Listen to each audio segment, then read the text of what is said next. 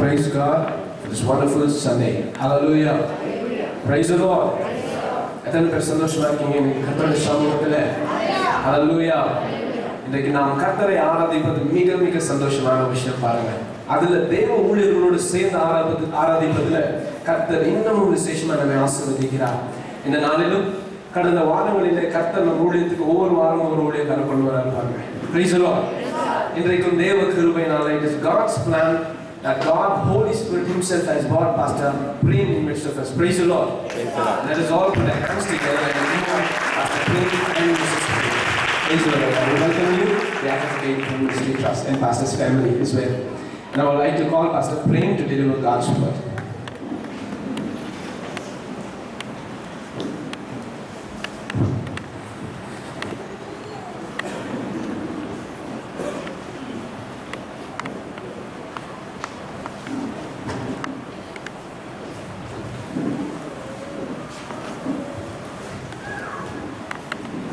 I'm so glad to be with you this morning to share God's word.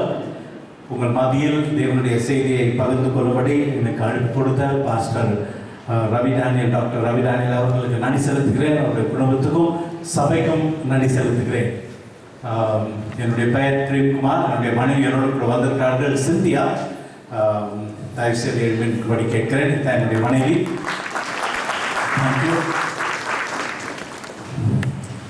நான் pastor பால் தங்கி அவருடைய சபையில் 19 வருஷமாக உதவி போதுவதாக நான் ஊழியத்தில் இருந்தேன்.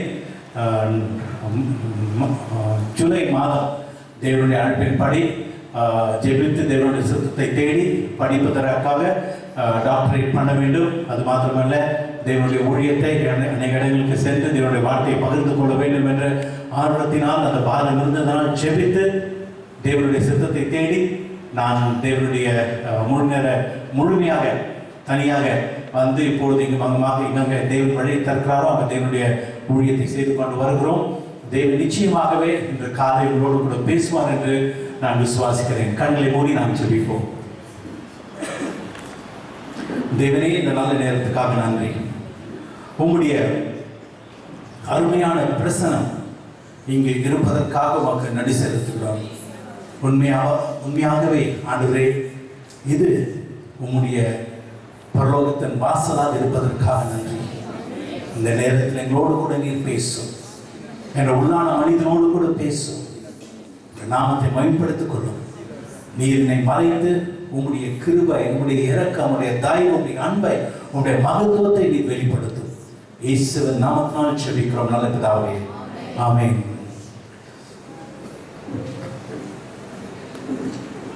ஒரு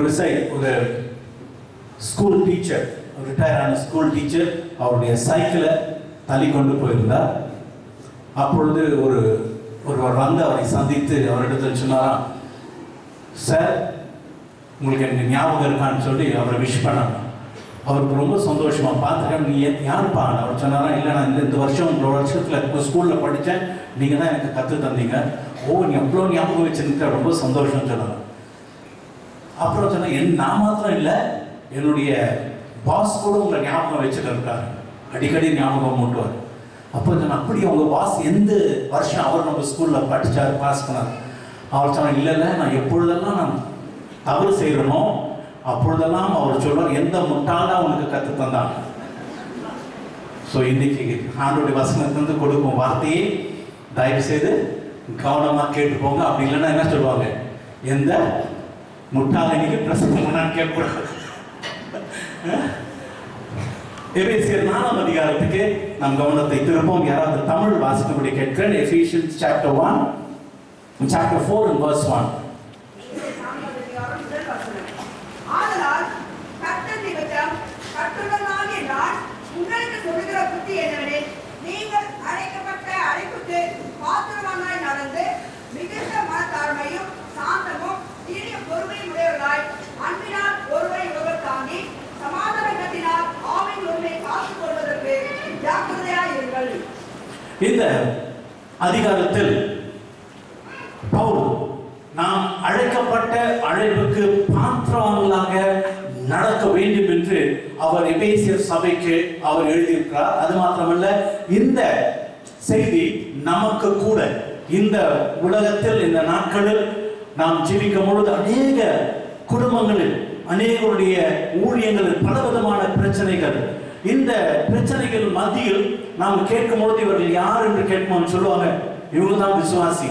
ரொம்ப கேவலமா இருக்கும். நேற்று இரவு நானும் என் மனைவியும் பல வருடங்களுக்கு அப்புறமாக ஒரு யூஎஸ்ல இருக்க ஒரு நண்பரோடு கூட பேசினோம். அப்பொழுது வைஃபுடைய கிளாஸ்மேட், அவர்களுக்கு பல வருடமாக தெரியும். பேசும்போது அந்த பெண் சொன்னார்கள் ஹஸ்பண்டை பற்றி கேட்டோம், ஹஸ்பண்ட் எப்படி இருக்காரு சொன்னாங்க. அண்ணன் 1.5 வருஷத்துக்கு முன்பாக எங்கள் ஹஸ்பண்ட் என்னை டைவர்ஸ் பண்ணிட்டு ஒரு அமெரிக்கன் கேர்ளை திருமணம் செய்து கொண்டார். நான் சொன்ன அவர் விசுவாசி தானே என்று கேட்டேன். ஆமாம் விசுவாசி தான், சபைக்கு போகிறார், ஆனால் என்னை டைவர்ஸ் பண்ணிட்டு போயிட்டார். அவர் சொன்னாங்க 25வது வருஷம் anniversary, 20th silver jubilee anniversary அன்னைக்கு சொன்னாரா I am going to divorce you. எப்படி இருக்குன்னு யோசித்து பாருங்க. 25 வருஷம் திருமணமாய் ஆண்டவர் வசனத்தில் மிகவும் தெளிவாக போட்டிருக்கார், அழைக்கப்பட்ட அழைப்புக்கு பாத்திரவான்களாக நீங்களும் நானும் நடக்க வேண்டும் என்று. இது ஏதோ தேவன் நம்ம கேட்டு கெஞ்சிற காரியம் அல்ல, அது ஒரு கட்டளையாக நமக்கு கொடுத்திருக்கிறார். He has given us as a command, walk worthy of the calling of God in Christ Jesus. இந்த 4ஆம் அதிகாரம் 5வது அதிகாரத்தை நான் பல வாரங்கள் மறுபடியும் வாசிக்கும்படி ஆவியானவர் எனக்கு கிருபை செய்தார். அதை வாசிக்கும் பொழுதெல்லாம் ஒவ்வொரு நேரமும் ஆண்டவர் பேசிக் கொண்டிருந்தார். இது என்னுடைய மார்னிங் டிவோஷனல் டைமில் நான் கற்றுக்கொண்ட காரியத்தை உங்களுக்கு செய்தியாக கொடுக்கிறேன். அழைக்கப்பட்ட அழைப்புக்கு பாத்திரவான்களாக நடப்பது மிகவும் முக்கியம். நீங்கள் நல்ல ஒரு பணத்தை கொடுத்து ஒரு நல்ல மொபைலை வாங்கினால் அதனுடைய ஃபீச்சர்ஸ் எல்லாம், அதனுடைய காரியங்கள் எல்லாம் நல்லபடியாக இருக்கணும், ஒரு உயர்தரமாக இருக்க வேண்டும் என்று நீங்கள் விரும்புவீர்கள். If you buy an expensive car, ஒரு நல்ல உயர்தர காரை வாங்கினா அதற்கு ஏற்ற மாதிரி, அந்த பணத்துக்கு ஏற்ற மாதிரி செயல்பட வேண்டும் என்று நீங்கள் விரும்புவீர்கள். அதே மாதிரி தான் நம்முடைய தேவன் தன்னுடைய சொந்த ரத்தத்தை சிந்தி நம்மை மீட்டுக் கொண்டிருக்கிறார். நம்மை மீட்டுக்கொண்டு அவர் சில விதிமுறைகளை வைக்கிறார். இந்த வழியில் நீ நடக்க வேண்டும். இந்த பகுதியில் சகோதரி வாசித்த பகுதி 4ஆம் வசனத்தை வரல வாசிக்கும் பொழுது நாம் பார்க்கிறோம் எப்படி கடைசியில் ஒற்றுமை குறித்து பவுல் எழுதுகிறார். 4ஆம் அதிகாரம் 4வது வசனத்தை மறுபடியும் வாசிப்போம். உங்களுக்கு உண்டான அழைப்பினாலே நீங்கள் ஒரே நம்பிக்கைக்கு அழைக்கப்பட்டது போல ஒரே சரீரமும் ஒரே ஆவியும் உண்டு, ஒரே கர்த்தரும் ஒரே விசுவாசமும் ஒரே ஞானஸ்நானமும் எல்லாருக்கும் ஒரே தேவனும் பிதாவும் உண்டு, அவர் எல்லார் மேலும் எல்லாரோடும் உங்கள் எல்லாருக்குள்ளும் இருக்கிறவர். முதலாவது அழைக்கப்பட்ட அழைப்புக்கு பாத்திரமாக நடப்பது, இந்த வசனத்தில் வாசிக்கிறோம், மிகுந்த மனத்தாழ்மை. ஆங்கிலத்தில் கம்ப்ளீட்லி ஹம்பிள் என்று போட்டிருக்கு. கம்ப்ளீட்லி ஹம்பிள், மிகுந்த மனத்தாழ்மை. மனத்தாழ்மை, மிகுந்த மனத்தாழ்மை. Humble, completely humble.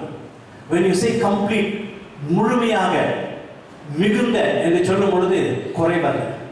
so God is calling us, உங்களை நாம் அழைக்கிறார் மிகுந்த மனத்தாழ்மையாய் நடப்பது என்று. ஆண்டவருடைய பிள்ளைகளாக நமக்கு இது மிகவும் மிகவும் தேவை. இந்த நாட்களில் இந்த மனத்தாழ்மை இல்லாததால் அநேக குடும்பங்களில் பிரச்சனை. நேற்று கூட என்னுடைய உறவினரோடு கூட பேசிக்கொண்டிருந்தேன். மெட்ராஸில் இருக்கார்கள். பேசிக்கொண்டிருக்கும் பொழுது அவங்களுடைய மகனை குறித்து பேசினேன். சரி, நீங்க என்ன உங்க மகனுக்கும் உங்க மகனுக்கும் பிரச்சனை ஆயிடுச்சு, இப்ப நம்ம பேசி தீர்த்து ஒன்று சேர்க்கலாம். இல்லை அதெல்லாம் முடியாது. மிகுந்த மனத்தாழ்மை இல்லாததனால் குடும்பங்களில் பிரச்சனை, வேலை ஸ்தலத்தில் பிரச்சனை, பிசினஸில் பிரச்சனை, சபையில் பிரச்சனை. அன்பானவர்களே, மிகுந்த மனத்தாழ்மை ஆண்டவர் நம்முடைய உள்ளத்தில், நம்முடைய வாழ்க்கையில் இருக்கும்படி அவர் விரும்புகிறார். நீங்கள் ஆதியாகமம் 11ஆம் அதிகாரம் 1லிருந்து 4 வாசிப்போம். ஆதியாகமம் 11:1-4. பூமிக்கு ஒரே பாஷையும் ஒரே விதமான பேச்சு இருந்தது. ஜனங்கள் கிழக்கே இருந்த பிரயாண பணிகளில் சிறியா தேசத்திலே சமபூமியை கண்டு அங்கே குடியிருந்தார்கள். அப்பொழுது அவர்கள் நாம் செங்கலற்கு அதை நன்றாய் சுடுவோம் வாருங்கள் என்று ஒருவரோடொருவர் பேசிக் கொண்டார்கள். கல்லுக்கு பதிலாக செங்கலும் சாந்துக்கு பதிலாக நிலக்கீழும் அவர்களுக்கு இருந்தது. பின்னர் அவர்கள் நாம் பூமியின் மீதையும் சிதறி போகாதபடிக்கு நமக்கு ஒரு நகரத்தையும் வானத்தை அளாவும் சிகரமுள்ள ஒரு கோபுரத்தையும் கட்டி. Thank you sister, thank you. இந்த அதிகாரத்தை நீங்கள் தொடர்ந்து வாசித்தீங்கன்னா பார்ப்பீங்க எப்படி ஆண்டவருடைய கட்டளை, முதலாவது கட்டளை என்ன, அவர்கள் பூமி பூமி எங்கும் சிதற வேண்டும் என்று. ஆனால் இவர்களுடைய எண்ணமோ அப்படி சிதறக்கூடாது, ஒன்றாக இருந்து ஒரு பெரிய கோபுரத்தை கட்டி நமக்கு பெயர் உண்டாகும்படி இந்த காரியத்தை செய்வோம். அவர்கள் தங்களுடைய சுயத்தை முன்பாக வைத்தார்கள். தேவனுடைய வார்த்தை, தேவனுடைய கட்டளை, தேவனுடைய திட்டம், தேவனுடைய தீர்மானத்தை முன்பாக வைக்காமல் அவர்கள் தங்களுடைய சொந்த சுயத்தை வைத்து நாம் கட்டி இந்த காரியத்தை செய்வோம் என்று மிகுந்த பெருமையாக இருந்தார்கள். தேவன் பார்த்தால் தேவன் இறங்கி வந்து அவர்களுக்குள் பாஷை வேறுபாடை கொண்டு வந்தார். இந்த பாஷை வேறுபாடு வந்தவுடன் அவர்களால் அந்த கோபுரத்தை கட்ட முடியவில்லை. ஏனென்றால் ஒருவர் சொல்றான், ஒன்றாக இருக்கும்போது ஒருத்தரோடு புரிந்து கொண்டார்கள்.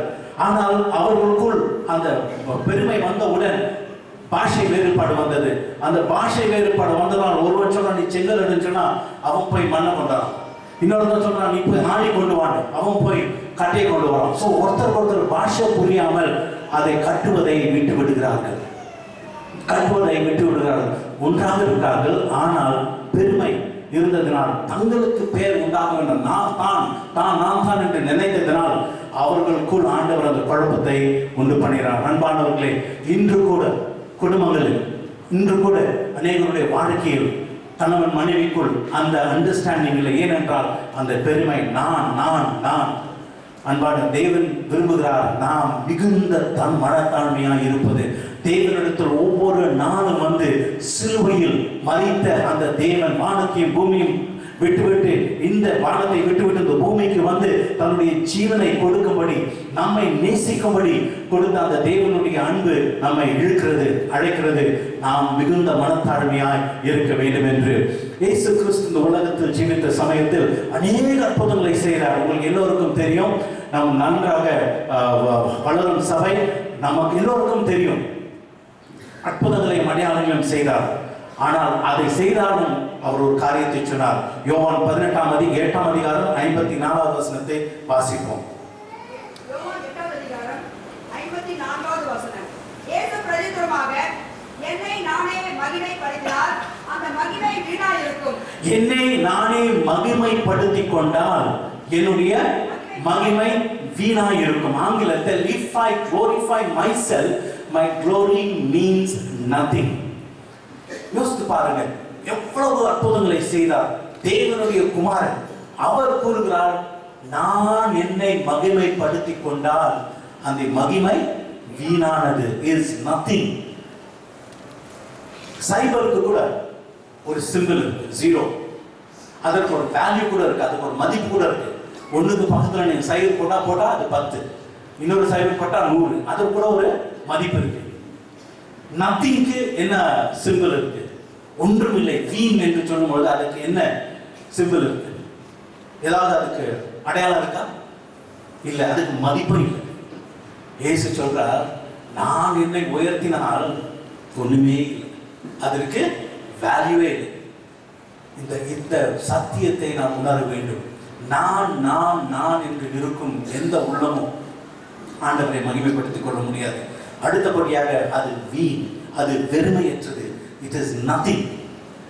அதே சமயத்தில் பிலிப்பியர் 2 அதிகாரம் 7வது வசனத்தை வாசிங்க. பிலிப்பியர் 2:7, 7-10 வரும். 7-8 வாசிங்க. ஃபர்ஸ்ட், தம்மை தாமே வெறுமையாக்கி அடிமையின் ரூபம் எடுத்து மனுஷ சாயலானார். அவர் மனுஷ ரூபமாய் காணப்பட்டு மரண பரியந்தம், அதாவது சிலுவையின் மரண பரியந்தமும் தம்மை தாமே தாழ்த்தினார், தன்னை வெறுமையாக்கி. அவர் சொன்னார், நான் என்னை மகிமைப்படுத்திக் கொண்டால் அது வெறுமை, வீண். ஆனால் இந்த வசனம் போட்டு தன்னையே தாழ்த்துகிறார். நான் ஒன்றுமில்லை என்று அவரை வெறுமையாக்கி தாழ்த்துகிறார். வேதம் கூறுகிறது, ஆண்டவர் அவரை 9வது வசனத்தை வாசிங்க. ஆதலால், அதுதான் முக்கியம். எதற்கு ஆதலால்? கொஞ்சம் சிஸ்டர், ஆதலால் because of this. Why? What is that? He humbled himself, the death on the cross. He became nothing. ஒன்றுமில்லை என்று சொல்லும் பொழுது தேவன் அவரை உயர்த்துகிறார். நான் பெரியவன் என்று நினைக்கும் பொழுது ஆண்டவர் சொல்லாது, ஒண்ணுமே அதுக்கு வேல்யூவே இல்லைன்னு சொல்றாரு. நீங்கள் எத்தனை பேர் நாங்கள் பாஸ்டர்ஸ் வந்து நிறைய ஃபியூனரல்ஸை நடத்தியிருக்கிறோம். சில டெட் பாடிஸ் அது வந்து அந்த சரீரம் வியாதினாலோ இல்லாவிட்டால் அது மருந்து நிமித்தமாக அது சீக்கிரமாக கேட்டு போய்விடும். சில ஃபேமிலிஸ் கூப்பிடார்கள், சீக்கிரமாக பாஸ்டர்ஸ் வந்து நீங்கள் அந்த ஃபியூனரல் முடித்துக்கொள்ளுங்க, ஏன்னா பாடி வந்து அப்படியே டிஸ்இன்டகிரேட் ஆகுது, சீக்கிரம் வாங்கன்னு அழைப்பார்கள். அங்கே போவோம், போய் அந்த ஐஸ் பாக்ஸை திறந்து பெட்டியில் வைக்கும் பொழுது அப்படியே நாற்றம் அடிக்கும். அந்த 4 நாய் செத்து ரோடில் இருந்தாலும் நம்மளால் அந்த சைடில் மூக்கு மூடாமல் பாஸ் பண்ணி போயிடணும். ஆனால் ஒரு மனிதனுடைய பிணம் செத்து போய் நாத்தம் அடிக்கும் என்றால் நம்மால் கிட்ட நிற்க முடியாது, கிட்ட நிற்கவே முடியாது. இப்பேற்பட்ட மோசமான நிலைமை நமக்கு. ஆனால் நாம் நினைப்பதோ பெரியது, நாம் பெரியாது. ஆண்டவர் சொல்றார், உங்களுடைய வாழ்க்கையில் உங்களுக்கு மகிமை வேண்டும் என்றால் உங்களையே தாழ்த்துங்கள், சமாதானம் வேண்டுமா உங்களையே தாழ்த்துங்கள். ஆண்டவர் நம்மை உயர்த்துவார், ஆண்டவருடைய நாமம் மகிமைப்படுத்தப்படும். மீகா 6:8 அதை திறந்து வைத்துக் கொள்ளுங்கள். நாங்கள் இஸ்ரேலுக்கு போயிருந்தோம் போன வருடம். அப்பொழுது எங்களுடைய டூர் கைடு ஒரு காரியத்தை சொன்னார், அது மிகவும் எங்களுடைய உள்ளத்தை தொட்டது. அவர் சொன்னார், யோர்தானுக்கும் இஸ்ரேலுக்கும் பல வருடங்களாக போர் நிலைமையில் இருந்தது. அவர்கள் எதிரிகளாக இருந்தார்கள். ஒரு சமாதான உடன்படிக்கை அவர்களுக்குள் இந்த 2 தேசத்துக்குள்ளும் நடந்தது. இந்த 2 தேசத்துக்குள் அந்த சமாதான உடன்படிக்கை நடந்த பின்பு அந்த இடம், அந்த 2 தேசமும் சமாதானமாக இருந்தது. இந்த சிறு பிள்ளைகள், இஸ்ரேல் தேசத்தை சேர்ந்த சில ஸ்கூல் கேர்ள்ஸ், அவர்கள் அந்த பார்டர் ஏரியா சமாதானமாக இருக்கிறது என்று சொல்லி அங்கே போய் விளையாட சென்றார்கள். அப்பொழுது யோர்தான் தேசத்துள்ள ஒரு சோல்ஜர் அவனுடைய கண்ணை எடுத்து இந்த 4 பெண்ணையும் ஷூட் பண்ணி தள்ளிவிட்டான். அவர் 4 பேர் மறித்து விட்டார்கள். இஸ்ரேல் தேசம் எப்பொழுதும் ஒரு இஸ்ரேல் சோல்ஜரோ இல்லாவிட்டால் அவருடைய குடிமகனோ மறித்தால் எதிரியின் 10 பேருடைய தலை எடுக்கணும் தான் அவங்க செயல்படுவார்கள். ஸோ யோர்தானுக்கு நன்றாக தெரியும் எந்த நேரமாக இஸ்ரேல் வந்து அட்டாக் பண்ணுவார்கள். யோர்தான் தேசத்தின் ராஜா இதை கேள்விப்பட்டோன்னா அவர் யுஎஸ் தேசத்தில் இருந்தால் உடனடியாக அவர் ரத்து செய்துவிட்டு தன்னுடைய நிகழ்ச்சிகளை தன்னுடைய தேசத்துக்கு ஓடி வந்தார். வந்து என்ன நடந்தது கேட்டால் அவருக்கு தெரியும் தன்னுடைய சோல்ஜர் ஒரு தவறு செய்து விட்டான் என்று. உடனடியாக அவர் இஸ்ரேல் தேசத்துக்கு வந்தாராம்.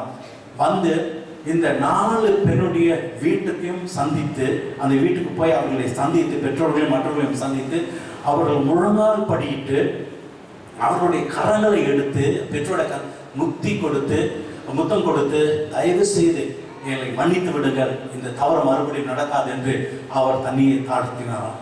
அந்த இஸ்ரேல் அந்த யூத அந்த கைடு என்கிட்ட சொல்றார், அந்த ஒரு ஆக்ஷன், அவருடைய ஆக்ஷன் எங்களுடைய உள்ளத்தெல்லாம் தொட்டது.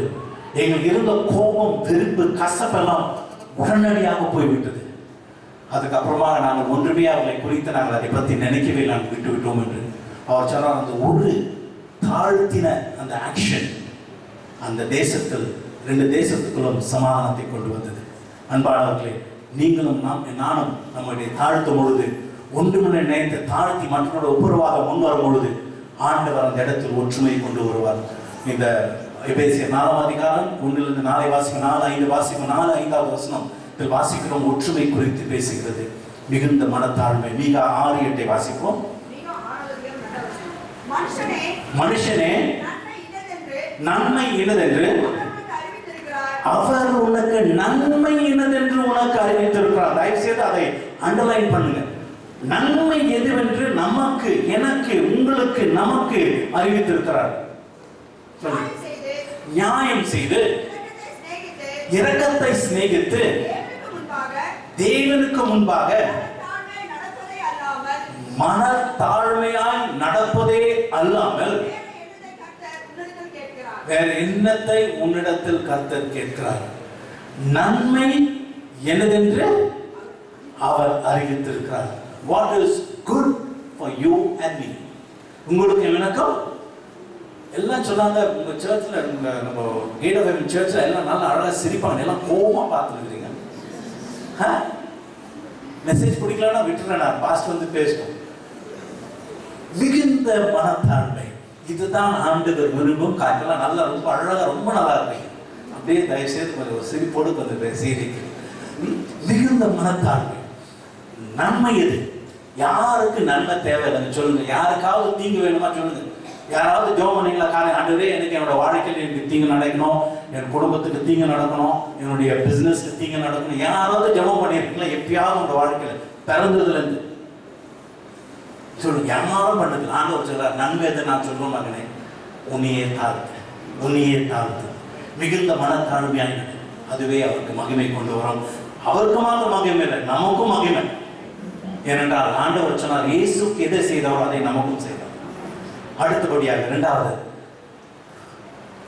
அழைக்கப்பட்ட அழைப்புக்கு பாத்திரவங்களாக நடப்பது. எபேசியர் 5ஆம் அதிகாரம் 1-2 வசனத்தை வாசிப்போம். நீங்கள் பிரியமான பிள்ளைகளைப் போல தேவனை பின்பற்றுவதாகி கிறிஸ்து நமக்காக நம்மை தேவனுக்கு சுகந்த வாசனையான காணிக்கையாகவும் பலியாகவும் ஒப்புக் கொடுத்து நம்மில் அன்பு கூர்ந்தது போல நீங்களும் அன்பிலே நடந்து கொள்ளுங்கள். இரண்டாவதாக அன்பிலே நடப்பது, மிகுந்த மனத்தாழ்மை. இரண்டாவது அன்பிலே நடப்பது. இந்த வசனம் ஆங்கிலத்தில் ஒரு translation, be imitators of God, அதாவது இயேசுவை போல், தேவனை போல் நீங்க இருக்கணும்னு சொல்லிட்டு இந்த வசனம் போட்டிருக்கு. அதுதான் translation, one of the translation. இயேசுவை போல், தேவனை போல் இருப்பது. எந்த ஊழியக்காரரோ எந்த கிறிஸ்துவனோ இயேசுவை போல் மகிமையாக இருக்க முடியாது. இயேசுவை போல் வல்லமையோடு கூட இருக்க முடியாது. இயேசுவை போல் ஞானத்தோடு கூட இருக்க முடியாது. அந்த ஞானத்தை தேடலாம், வல்லமையை தேடலாம், அவருடைய மகிமையை தேடலாம். ஆனால் ஒரே ஒரு காரியத்தில் தான் ஆண்டவருடைய வசனம் போட்டிருக்கு, அவரை போல் அன்பு இருக்க முடியும். அன்பில் மாத்திரமே அவரை போல். யோசித்து பாருங்க, அவரை போல் அன்பில் இருப்பது. To be like God in love, and the Bible says it's like a fragrant offering to God. அது தேவனுக்கு முன்பாக சுகந்த வாசனையாக இருக்கிறது என்று. God delights. நீங்க ஆண்டவருடைய வசன பழைய ஏற்பாடில் வாசித்து பாருங்க, யாரெல்லாம் அவருக்கு பலியாக காணிக்கை செலுத்தினார்களோ அந்த காரியத்தெல்லாம் ஆண்டவர் சந்தோஷமாக ஏற்றுக்கொண்டு அங்கு வந்து அவர்களை சந்தித்து அவர்களை ஆசீர்வதித்திருக்கிறார். யாக்கோபு அவ்வளவு மோசமாக ஜீவித்தான். அவன் ஆண்டவருக்கு தன்னை தாழ்த்தி அந்த பலியை செலுத்தும் பொழுது தேவன் வந்து அவனை சந்தித்து அவனோடு கூட பேசுகிறார். தேவன் எங்கு அன்பு இருக்கோ அங்கு தேவன் நிச்சயமாகவே வருவார். அழைக்கப்பட்ட அழைப்புக்கு பாத்திரமாக நடப்பது, அன்பிலேயே நடப்பது. நான் பாஸ்டர் அவர்களை நேசிக்கலாம். ஏனென்றால் பாஸ்டர் வந்து எனக்கு வந்து என்னுடைய ரிலேட்டிவ், பிளஸ் இன்னைக்கு ப்ரீச்சிங் எனக்கு இன்விடேஷன் கொடுத்துருக்கார். அது ஈஸி. புரியுதா? பாஸ்டர் என்ன நேசிக்கலாம், நான் அவருடைய ரிலேட்டிவ் பிளஸ் ஒரு ஊழியக்காரர் என்ன நேசிக்கலாம். ஆனால் ஆண்டவர் அழைப்பது, நேசிக்கக்கூடியவர்களை நேசிப்பதை குறித்து ஆண்டவர் பேசவில்லை. நேசிக்க முடியாதவர்களை நேசிப்பது, அதுதான் கிறிஸ்தவனுக்கு சவால். புரியுதா? நேசிக்க முடியாதவனுக்கு. எனக்கு அப்போ அடுத்த இடம் சொல்லலாம், தப்பா நினைச்சுக்காது, எனக்கு ரொம்ப பிரியமான ஒரு ஆக்டர் யாருன்னா எம்ஜி ராமச்சந்திரன். எம்ஜிஆர் அவருடைய எல்லா சினிமாவும் அந்த நாட்களில் பார்த்துருக்கு, பலமானது. ஆனால் ஒரே மற்ற காரியம்லாம் நல்ல காரியம், ஆனால் ஒரே ஒரு காரியம், அவருக்கு விரோதமாக யாருன்னா எழுந்தாங்கன்னா அவங்க தலையே தூக்க முடியாது. அவங்க தலையே தூக்க முடியாது. அவங்க எப்பயாவது அவர் இறந்த பின்பு தான் நிறைய பேர் தலையை தூக்க ஆரம்பிச்சாங்க. அவர் உயிரோடு இருக்கும்போது தலையை தூக்க முடியவில்லை. ஏனென்றால் அவருடைய காரியத்தை குறித்து அதிகமாக நான் வாசிப்பேன், எனக்கு நல்லா அவருடைய ஹிஸ்டரி தெரியும். அன்பானவர்களே, ஆண்டவர் நமக்கு விரோதமாக செய்கிறவர்கள், நமக்கு விரோதமாக எழுப்புகிறவர்கள், நம்ம குடும்பத்துக்கு விரோதமாக, நம்முடைய சமாதானத்துக்கு விரோதமாக எழுப்புகிறவர்களுக்கு நன்மை செய்ய, அன்பு செலுத்த முடியுமா? முடியும். இயேசு அதை தான் செய்தார். என்னுடைய வாழ்க்கையில் எந்த நல்ல காரியமும் இல்லை. அவர் பார்க்கும் போதெல்லாம் வெறும் பாவமா, ஆனாலும் என்னை நேசித்து சிலுவையில் மறித்தார், ரத்தத்தை சிந்தினார், அடக்கம் பண்ணப்பட்ட உயிரோடு எழுப்பினார். அவர் சொன்னார், மகனே உன் உள்ளத்தை எனக்கு தான். அதுதான் சேர்ந்து நம்மளெல்லாம் ரட்சித்திருக்கிறார். நம்முடைய வாழ்க்கையில் ஏதோ நல்ல காரியம், நம்ம நல்லா படித்திருக்கிறோம், நல்லா ட்ரெஸ் பண்றோம், நல்ல குடும்பத்தில் வர ஆண்டவர் ரட்சிக்கல. மோசமான பாவிகளாக நம்மை நேசித்து தன்னுடைய ஜீவனை நமக்கு கொடுத்தார். என்னுடைய தொழில், என்னுடைய பேக்ரவுண்ட் வந்து கேட்டரிங் டெக்னாலஜி. சென்னையில் முடித்து ஹோட்டலில் வேலை செய்திருக்கிறேன். நான் ஒரு ஷெஃபாக வேலை செய்திருக்கிறேன். நான் சவுதி அரேபியாவில் வேலை செய்யும் போது Aramco Arabian American oil company என்ற ஒரு பெரிய கம்பெனியில் வேலை செய்தேன். அங்கு ஷெஃபாக வேலை செய்யும் பொழுது ஒரு நாள் எனக்கு டபுள் டியூட்டி இருந்தது. என்னோடு கூட அநேக தேசத்திலிருந்து ஜனங்கள் வேலை செய்தார்கள். முக்கியமாக ஒரு ஹுசைன் என்று ஒரு சவுதி, அவர் என்னோடு கூட வேலை செய்தார். அவருக்கு இங்கிலீஷ் தெரியாது, எனக்கு அரபிக் தெரியாது, தமிழும் தெரியாது அவருக்கு. நாங்கள் 2 பேர் ஒரு வாரத்தை கூட பேசினதே இல்லை. ஆனாலும் என்னை கண்டால் அவருக்கு ஒரு பயங்கர வெறுப்பு. அது என்னத்துக்குன்னு தெரியல, பயங்கரமான கசப்பு வெறுப்பு. எல்லாத்துக்கும் என்னை நோண்டிகிட்டே இருப்பார். நானும் பொறுமையாக இருந்தேன். நான் ஒரு நாள் என்னால் அவருக்கு எதிர்த்து கூட நிற்க முடியாது, பிகாஸ் அவங்க தேசத்தில் இருக்கேன். ஸோ ஒரு நாள் நான் டபுள் டியூட்டி, மார்னிங் 5 மணிலேருந்து வேலை செய்திருக்கேன். ஈவினிங் ஒரு 4 o'clock இருக்கும். செய்யும்பொழுது அவர் என்னுடைய கிச்சன் வழியாக அவர் வெளியே கடந்து சென்றார். நிறைய பிளேட்ஸ், ரொம்ப எக்ஸ்பென்சிவ் பிளேட்ஸ் எடுத்துக்கொண்டு போனார். நான் சமையல் கலை, அவர் வந்து சர்வீஸ் சைட். எங்களுக்கு அந்த கிச்சனில் 2 டோர் இருக்குது. ஒரு டோர் வெளியே திறக்கும், ஒரு டோர் உள்புறமாக திறக்கும். அது என்னதுக்கு என்றால் அப்படி வெளியே இருக்கிற மற்ற பூச்சிகள், ஈக்கள்லாம் உள்ளார வராமல் இருப்பதற்காக அந்த டபுள் டோர் இருக்கும். இவர் அந்த பிளேட்ஸை கொண்டு வந்து அந்த டேபிள் மேலே வைத்து ஒரு டோரை திறந்துட்டு இன்னொரு டோரை திறந்துட்டு அந்த பிளேட்டை டோர்ஸ்க்குள்ள டோர் முடியும். புரியுதா? ஏன்னா ஸ்ப்ரிங் டோர்ஸ். ஒரு டோரை திறந்துட்டு இன்னொரு டோரை திறந்துட்டு அந்த பிளேட்டை டோர்ஸ்க்குள்ள 2 டோரும் முடியும். ரொம்ப கஷ்டப்பட்டானா அப்படின்னு பார்த்து நான் பார்க்கலாம், நீ எப்படி தூக்கிட்டு போகிறேன் கொஞ்ச நேரம் அப்படின்னு பார்த்தேன். திடீர்னு ஆவியான ஒன்று, உனக்கு ஒரு வாய்ப்பு, இவனுக்கு அன்பு காட்டு, நீ காண்பிப்பாய. உடனே என் கத்தியை கீழே போட்டு அவருடைய ப்ளீஸ் வெயிட் சொல்லி வெளியே போய் அந்த 2 டோருக்கு நடுவில் நின்று 2 கரத்தையும் நீட்டி அந்த டோரை பிடித்து கொண்டு ப்ளீஸ் கோன்னு சொன்னேன். அவர் அந்த பிளேட் எடுத்துட்டு வெளியே போனார். வெளியே போயிட்டு திரும்பி என்னை பார்த்துட்டு முதல் முறையாக தேங்க்யூ சொன்னேன். எனக்கு ஒரே சந்தோஷம். இந்த ஆளா சொன்னால் தேங்க்யூ. போய்விட்டார். அன்று இரவு டின்னர் சர்வ் பண்ணோம். என்னுடைய வேலையெல்லாம் கிச்சன் கவுண்டரில் தான் சமைச்சு அதை வந்து செட் பண்ணி கொடுக்கணும். அவருடைய வேலை சர்வ் பண்ணணும். நான் டின்னர் கெஸ்ட் வருவாங்கன்னு சொல்லிட்டு எல்லாம் ரெடி பண்ணி வெயிட் பண்ணியிருந்தேன். அவர் திடீரென்று வந்து என் இடத்துல கேட்டீங்கன்னா ஒரு மாதிரி உட்கார்ந்து இருக்கேன்னு கேட்டார். சோகமாக இருக்கேன் சொன்னையில் எனக்கு ரொம்ப தலைவலிக்குதுன்னு சொல்லி. அவர் அரபிக்கில் கேட்டு எனக்கு கொஞ்சம் புரிஞ்சுது. நான் இங்கிலீஷில் சொன்னால் அவருக்கும் புரிஞ்சுது. நான் சொல்ல ரொம்ப தலைவலிக்குது சொல்லிட்டு கொஞ்சம் உடனடியாக அவர் அங்கிருந்து போய்விட்டார். ஒரு 2 மினிட்ஸ்லாம் திரும்ப வந்தார். வந்து கையில் மாத்திரை, இந்த கையில் தண்ணி அவர் கொடுத்து ப்ளீஸ் டேக் இட் சொன்னார். அன்பானவர்களே, அன்று தான் என்னுடைய வாழ்க்கையில் இந்த பெஸ்ட் மெடிக்கல் ட்ரீட்மெண்ட் நான் பெற்றேன் என்றால் மணிப்பாலோட ஹாஸ்பிட்டல்களில் நாராயணத்தில் என்னுடைய எதிரி கையிலிருந்து பெற்றுக்கொண்ட ட்ரீட்மெண்ட். மேற்கொள்ளும்படி ஆண்டவர் நமக்கு நன்மையை நம்ம கரங்களில் கொடுத்திருக்கிறார், நன்மையை நம்முடைய உள்ளத்தில் கொடுத்திருக்கிறார். யாரையாவது மேற்கொள்ளலாம். இயேசு அப்படித்தான் நம்ம மேற்கொண்டார். அன்பில் நடப்பது, தேவனை போல் அன்பில் நடப்பது. ஒவ்வொரு நாளும் கேளுங்க, ஆண்டவரே இந்த அன்பு என்னை நிரப்ப வேண்டும். யார் உங்களுக்கு விரோதமாக என்ன செயல்பட்டாலும் உங்களால் மன்னிக்க முடியவிட்டாலும் நீங்க சொல்ல, ஆண்டவர் உங்களுடைய அன்பினால் அவங்களை மன்னிக்கணும், எனக்கு உதவி செய்யுங்கள் என்று கேளுங்கள். ஆண்டவர் நமக்கு உதவி செய்வார். மத்திய 22, 37, 38 வாசிப்போம். 37, 38. இயேசு அவனை நோக்கி, உன் தேவனாகிய கர்த்தரிடத்தில் உன் முழு இதயத்தோடும் உன் முழு ஆத்துமாவோடும் உன் முழு மனதோடும் அன்பு கூறுவாயாக. இது முதலாம் பிரதான கட்டளை, தேவன் மீது அன்பு காண்பிப்பது. அடுத்தது இதற்கு ஒப்பாய் இருக்கிற. தயவுசெய்து நம்ம அதை வாசிக்கணும், ரொம்ப கேர்ஃபுல்லா வாசிக்கணும். 2வது கட்டளைன்னு போடல. 2வது கட்டளை நீங்க 10 கட்டளையில பாத்தீங்கன்னா 2வது கட்டளை வேற. ஆனா இங்க என்ன போட்டுனா ஒப்பா, இதற்கு ஒப்பா இருக்கிற 2வது கட்டளை. ரொம்ப கேர்ஃபுல்லா, புரியுதா? இது அதாவது சமம், ஒரே லெவல் இருக்கு. தேவனை நேசிப்பது, எதிரிகளை நேசிப்பது, மற்றவர்களை நேசிப்பது ஒரே லெவல் இருக்கு. புரியுதா? It's on the same plane. It is not second command, second point in the command.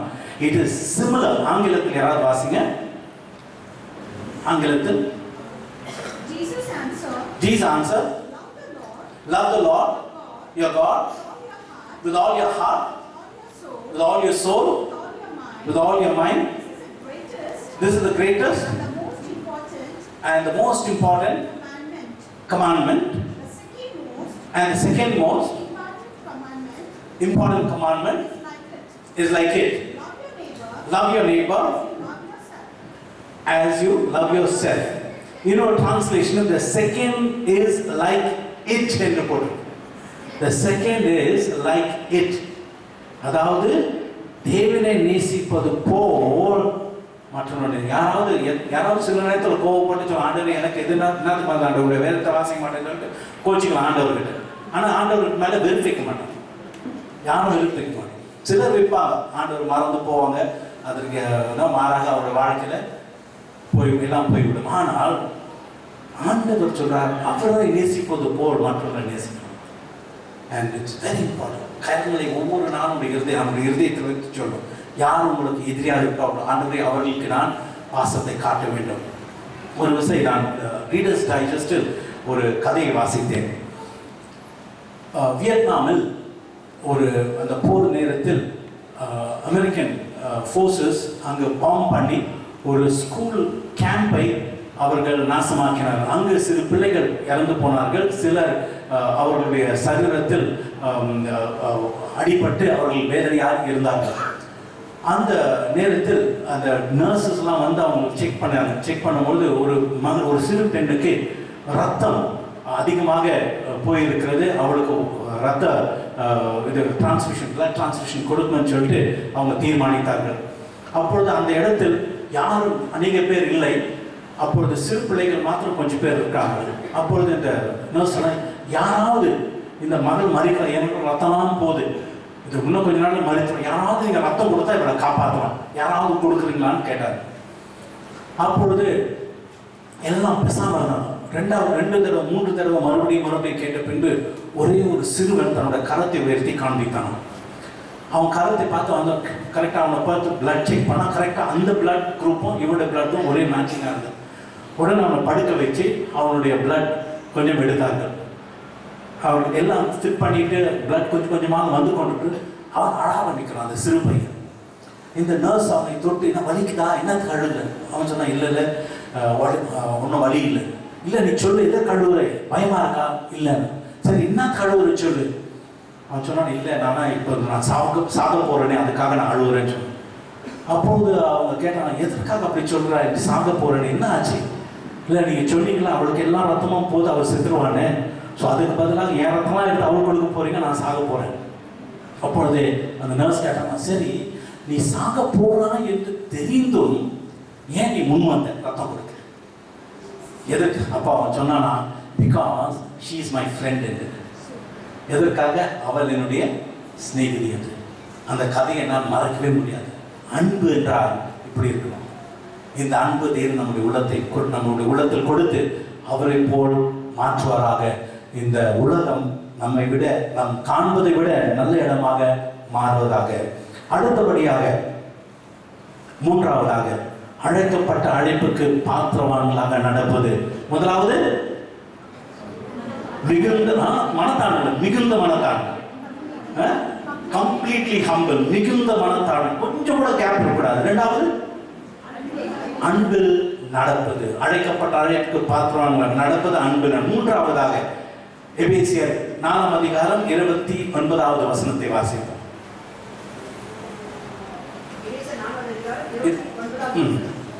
கெட்ட வார்த்தை ஒன்றும் உங்கள் வாயிலிருந்து புறப்பட வேண்டாம்.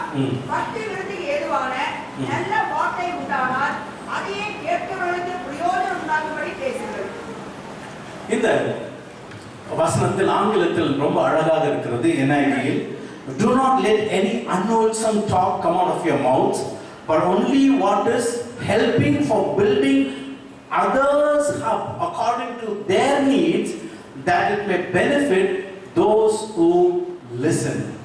அதாவது நம்முடைய கெட்ட வார்த்தை என்றால் ஏதோ அசிங்கமான வார்த்தைகள் மாத்திரமல்ல, unwholesome talk, அதாவது மற்றவர்களை பக்தி விருத்திக்கு ஏதுவான வழியில் நடத்தாத வார்த்தைகள் நம்முடைய வாயிலிருந்து வரக்கூடாது என்று அவர் நேசிக்கிறார். நம்மை மறந்து சில நேரங்களில் நம்முடைய வாயின் வார்த்தைகளை நாம் மறந்து தேவையற்ற காரியங்களை பேசுகிறோம். ஒவ்வொரு நாளும் நீங்க டாக்டர் போனீங்கன்னா ஃபர்ஸ்ட் டாக்டர் இங்க மெடிக்கல் டாக்டர் இருக்காங்களா யாராவது? யாரும் இல்லையா? சரி, ஃபர்ஸ்ட் டாக்டர் உங்ககிட்ட என்ன கேட்பாங்க? டாக்டர் போறீங்க ஃபர்ஸ்ட் என்னது காட்ட சொல்லுவாங்க? நாக்க வாயில சொல்லுவாங்க. அவர் தெரியும் அந்த நாக்குல பார்த்தா அது உடம்புல என்ன இருக்குன்னு பார்த்துவாங்க. வாயை தரங்க அந்த நாக்கை பார்த்துட்டு கரெக்டா சொல்லுவாங்க. நாக்குல என்ன இருக்கோ அதுக்கு ஏற்ற மாதிரி தான் உடம்புல இருக்குன்னு சொல்லிட்டு டாக்டர்ஸ் தெரியும். அதுக்கப்புறமா தான் மற்ற காரியங்கள் எடுப்பாங்க. அதே மாதிரி நான் இப்போது யோசிப்பேன், அந்த காலத்து எதற்காக சின்னதுல இருந்து போனோம் வாயை திறக்கணும் டார்ச் வச்சு டாக்டர் பார்க்கறாரு. ஆண்டோட வசனத்தை படிக்கும் போது தான் தெரியும் இதுதான் முக்கியம். நாக்கு ரொம்ப முக்கியமாக இருக்கு. நான் ஒரு பாஸ்டர் என்ற வீட்டுக்கு வந்திருந்தார். அவர் சொன்னார், அவர் மெசேஜ் சொன்னார் போன வரலாம், நாக் அவுட்னா நாக் அவுட்டா, நாக்கு அவுட்னா நாக் அவுட். புரியுதா? நாக்கு அவுட்னா நாக் அவுட். ரொம்ப பேசினா நாக் அவுட் தான் கிடைக்குமா? அவர் சொன்னார், அவர் மெசேஜில் சொன்னார். ஸோ இந்த வசனம் லெட் நோ அன்வான்டட் டாக், அதாவது தேவையற்ற வார்த்தைகள் ஒன்று வராமல், பட் ஒன்லி, அதாவது மாத்திரம், அது மாத்திரம் மற்றவர்களை கட்டி எழுப்பக்கூடிய வார்த்தைகள், அவர்களுக்கு பிரயோஜனம் உள்ளதாக, அவர்களை சந்தோஷப்படுத்தக்கூடிய, அவர்களை ஆசீர்வதிக்கக்கூடிய வார்த்தைகளை மாத்திரமே பேச வேண்டும் என்று ஆண்டவருடைய வசனத்தில் எழுதப்பட்டது. அழைக்கப்பட்ட அழைப்புக்கு பாத்திரவான்களாக நடப்பது, நம் வாயின் வார்த்தையின் மீது ஜாக்கிரதையாக இருப்பது, நல்ல வார்த்தைகளை பேசுவது. சிலர் மற்றவர்களை எப்படியாவது கனெக்ஷனே இருக்காது, மற்றவங்களுடைய பெயரை கெடுக்கணும், மற்றவங்களுடைய குடும்ப சமாதானத்தை கெடுக்கணும்னு சொல்லிட்டு காரியங்களை அவர்கள் பேச, கேட்ட காரியங்கள் உண்மையோ பொய்யோ என்று அவர்கள் விசாரிக்க கூட மாட்டார்கள். கேட்டவுடன் மற்றவர்களுக்கு ஃபோன் பண்ணி கேட்டீங்களா, இப்படி பார்த்தீங்களா, அப்படி பார்த்தீங்களா, நம்ம ஜாக்கிரதையா இருக்கணும், ஜாக்கிரதையா இருக்கணும்.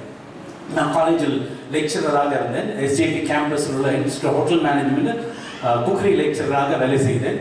அப்பொழுது என்னுடைய ஃபைனல் இயர் ஸ்டூடெண்ட்ஸ்க்கு நான் டீச் பண்ணியிருந்தேன். அன்று பாயில்ட் எக் முட்டை அவங்க ப்ராக்டிகல்ஸ், அந்த பாயில்ட் எக் முடிச்சுட்டு அதை பொரிக்கணும். 200 முட்டையை நம்ம இன்டென்ட் பண்ணி பாயில் பண்ணோம். ஆனால் நான் கவுண்ட் பண்ணி அதை கிச்சனுக்கு அனுப்பும்போது 170 180 தான் இருந்தது. ஸோ 200 முட்டை போயிடுச்சு. ஸோ யாருன்னா ஸ்டூடெண்ட்ஸ் தான் எடுத்து சாப்பிடுறாங்க. அவங்களோட ஒரு சேலஞ்ச், யார் ஜாஸ்தி முட்டை சாப்பிட்றாங்க, அவங்க அடிச்சு சாப்பிட்டுக்கிறாங்க. எனக்கு ரொம்ப கோவம். நான் கேட்குறேன், யார் செஞ்சு எப்படி முட்டைலாம் காண பார்த்தா யாரும் ஒன்றுமே சொல்லுது. அப்பொழுது ரொம்ப வருத்தமாக இருந்தது. இருந்தாலும் அனுப்பிச்சிட்டேன், இருந்த முட்டையை வச்சு அனுப்பிச்சிட்டு ரொம்ப கோபமாக இருந்தது.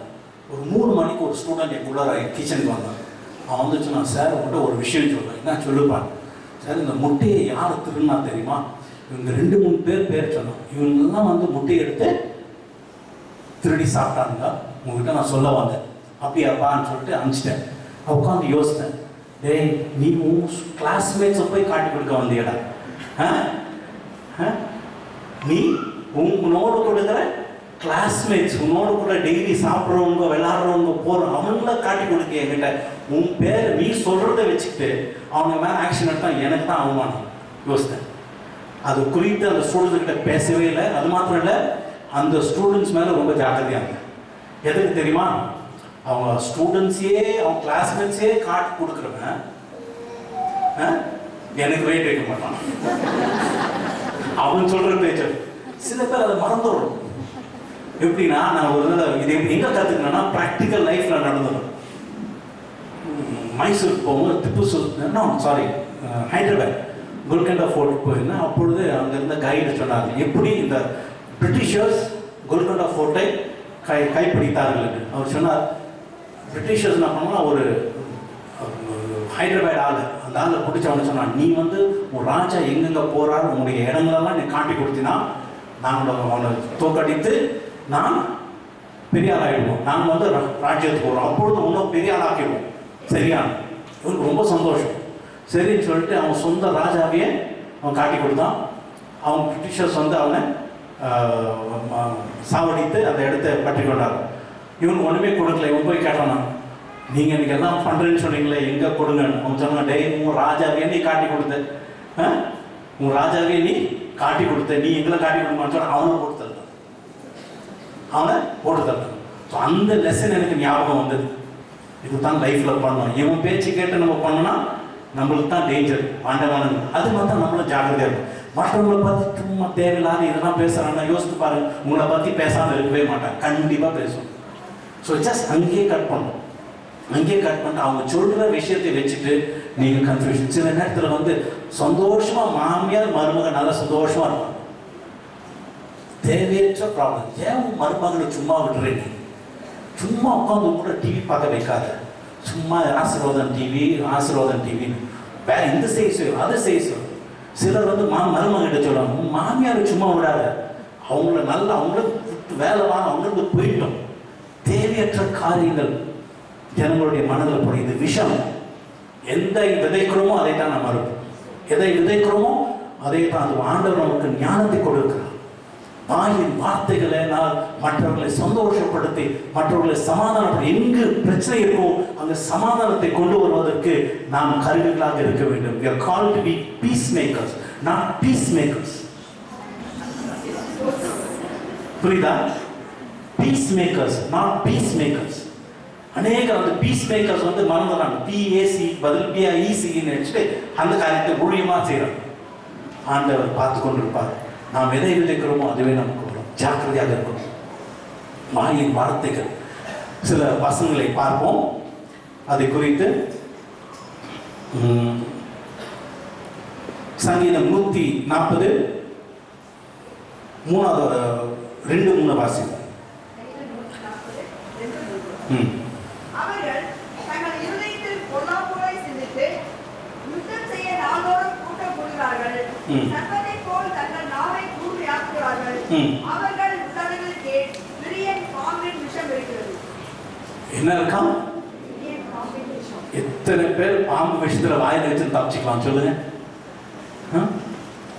யாரும் தப்பிக்க முடியாது. ரொம்ப ஜாக்கிரதையா இருக்கு. அப்படி நம்ம செய்யறோம்னா நமக்கு நாவின் அடியில விஷயம் இருக்கு. தயவு செய்து உங்களையே நீங்க நாம கெடுத்துக் கொள்ளக்கூடாது. ஜாக்கிரதையாக இருக்கிறோம். மற்றவர்களை நீங்க நம்மளோட வாயின் வார்த்தையினால் பிரச்சனையிலிருந்து கூட வெளியே வந்துடலாம். பிரச்சனை நீங்க எப்படி பேசுறீங்க? எத்தனை பேர் படிச்சிருக்கீங்க how to win friends and influence people என்று டேல் கார்னகி என்ற ஒரு மனிதர் இருக்கா. அந்த புஸ்தகத்தை வாசித்தீங்கன்னா உங்களுக்கு தெரியும். அவர் அநேக இடங்களில் அவர் ஆண்டுடைய வசனத்தை அடிப்படையாக கொண்டு அவர் எழுதியிருக்கார். அந்த புஸ்தகத்தை வாசித்தேன். அதனுடைய அநேக காரியங்களை கற்றுக்கொண்டேன். நான் சவுதியில் வேலை செய்யும் பொழுது என்னுடைய சூப்பர்வைசர் என்னை அழைத்து அவர் சொன்னார், என்னை அழைக்கும் போதே நான் ப்ரே பண்ணணும். ஏனென்றால் சூப்பர்வைசர் அதை ஈஸியாக கூப்பிட மாட்டார் ஒரு கேபினுக்கு. அவர் கூப்பிட்டா ஏதோ ஒரு முக்கியமான காரியம் இருக்கு. ஸோ பயத்துடன் நடுக்கத்துடன் ஜெபத்துடன் போனேன். போய் அவர் ரூமில் போனேன். அவர் ரூமில் உட்கார்ந்து கொண்டு அவர் சொன்னார், ப்ரே, நான் உன்னை இந்த இடத்துலேருந்து இன்னொரு யூனிட் உன்னை டிரான்ஸ்ஃபர் பண்ண போகிறேன்னு சொன்னார். எனக்கு அந்த டிரான்ஸ்ஃபர்னா பயம். ஏனென்றால் அங்கே கொஞ்சம் கஷ்டப்பட்டு தான் அங்கே இருக்கிற சவுதீஸு மற்ற இன்டர்நேஷ்னல் கம்யூனிட்டியோட ஒரு ரிலேஷன்ஷிப்பை பில்ட் பண்ணி ஒரு லெவலுக்கு வந்தேன். இப்போ டிரான்ஸ்ஃபர் பண்ணாங்கன்னா அந்த இடத்துல போய் மறுபடியும் கஷ்டப்பட்டு அவங்களோட பழகி அதுக்கப்புறம் தான் முன்னுக்கு வரணும். சரி, இஷ்டமே இல்லை. ஸோ என்ன முடியாதுன்னு சொன்னாலும் ப்ராப்ளம். போக மாட்டேங்க சார் சொன்னாலும் ப்ராப்ளம். அவங்க ஆக்ஷன் எடுப்பாங்க.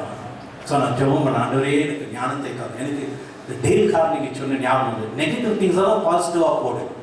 அப்போ அவர்கிட்ட சொன்னேன், சார் எனக்கு உங்கள் மேலே ரொம்ப இஷ்டம், உங்கள் கீழே வேலை செய்யதான் எனக்கு ரொம்ப இஷ்டம், தயவுசெய்து என்னை வேறு யாரு கீழே வேலை செய்ய என்ன ட்ரான்ஸ்ஃபர் பண்ணாதீங்க. அவருக்கு ரொம்ப சந்தோஷமாயிடுச்சு. அவருக்கு ரொம்ப சந்தோஷமாயிட்டு அவர் சொன்ன, எல்லாம் சொல்கிறாங்க நான் ரொம்ப ரொம்ப நல்ல வேலை. பார்த்தீங்களா, சிரிக்கிறீங்களா? ரொம்ப ரொம்ப நல்லவன்னு சொல்கிறாங்க. சரி நீ போன வேற யாராவது அனுப்புறேன்னு சொல்லிட்டு என்னை அனுப்பிச்சிட்டார். நான் வெளியே வந்து கொஞ்ச நேரத்தில் எனக்கு சீனியர் வந்தேன். என் சீனியர் வந்து கேட்டால், உன்னை என்னத்து கூப்பிட்டார் உள்ளன்னு கேட்டார். நான் சொன்னேன், நான் என்னை ட்ரான்ஸ்ஃபர் பண்ணுறேன்னு சொன்னார். நீ என்ன சொன்னேன்? நான் சொல்ல என்ன விஷயம் சொன்னேன். ஸோ இல்லை என்ன ஆச்சு சொல்லுங்க. சொன்னேன், இல்லை என்னை வந்து இங்கே ட்ரான்ஸ்ஃபர் பண்ணிக்கிறாங்க, நான் போகிறேன், நீ எனக்கு ஜூனியர் உன்னைக்கு வச்சுட்டு என்ன ட்ரான்ஸ்ஃபர் பண்ணிக்கிறேன். நான் விஷயம் சொல்லவே இல்லை. அது சொன்னேன்னா அது வேற மாதிரி ஆயிடும். ஸோ அந்த நேரத்தில் யோசித்தேன், மனுஷங்களுக்கு சந்தோஷமான வார்த்தைகளை பேசினா அவங்க நன்மதையை நமக்கு செய்வாங்க. எத்தனை பேர் அவங்க மூஞ்சி கொரநாட்டத்தில் மூஞ்சி நாயாட்டத்தில் இஷ்டப்படுவாங்க சொல்லுங்க. நீங்கள் நல்லா இல்லாட்டி கூட எங்ககிட்ட வந்து நீங்கள் நல்லா அழகாக இருக்கீங்க, ஹேண்ட்ஸமாக இருக்கீங்க, நல்லா இருக்குன்னு சொன்னால் எவ்வளோ சந்தோஷம். உங்க பிள்ளைங்க நல்லா இருக்காங்கன்னு சொன்னால் உங்களுக்கு எவ்வளோ சந்தோஷம். அது மாதிரி தான் ஆண்டோட வசனம். மற்றவர்களை பிரயோஜனப்படுத்தக்கூடிய, கட்டி எழுப்பக்கூடிய, ஆசீர்வதிக்கக்கூடிய, சந்தோஷம் கொடுக்கக்கூடிய வார்த்தைகள் உண்டு என்றால் அதையே பேசுங்க. புரியுதா? அதையே, that only பேசுங்கள் என்று ஆண்டோட வசனத்தில் வாசிக்கிறோம். கடைசியாக அழைக்கப்பட்ட அழைப்புக்கு பாத்திரவங்களாக நடப்பு. நான் சொன்ன இந்த 4ஆம் அதிகாரம் 5ஆவது அதிகாரத்தில் அநேக குறிப்புகள் உண்டு. நீங்கள் போய் வீட்டில் வாசிக்கும் போது இன்னும் அநேக இதை விட நல்ல மெசேஜ் உங்களால் ப்ரிப்பேர் பண்ண முடியும் இதை வாசித்தீங்கன்னா. ஸோ நான் 4 பாயிண்ட் மாத்திரம் தான் எடுத்திருக்கிறேன். 4வது பாயிண்ட் 28, 4:28.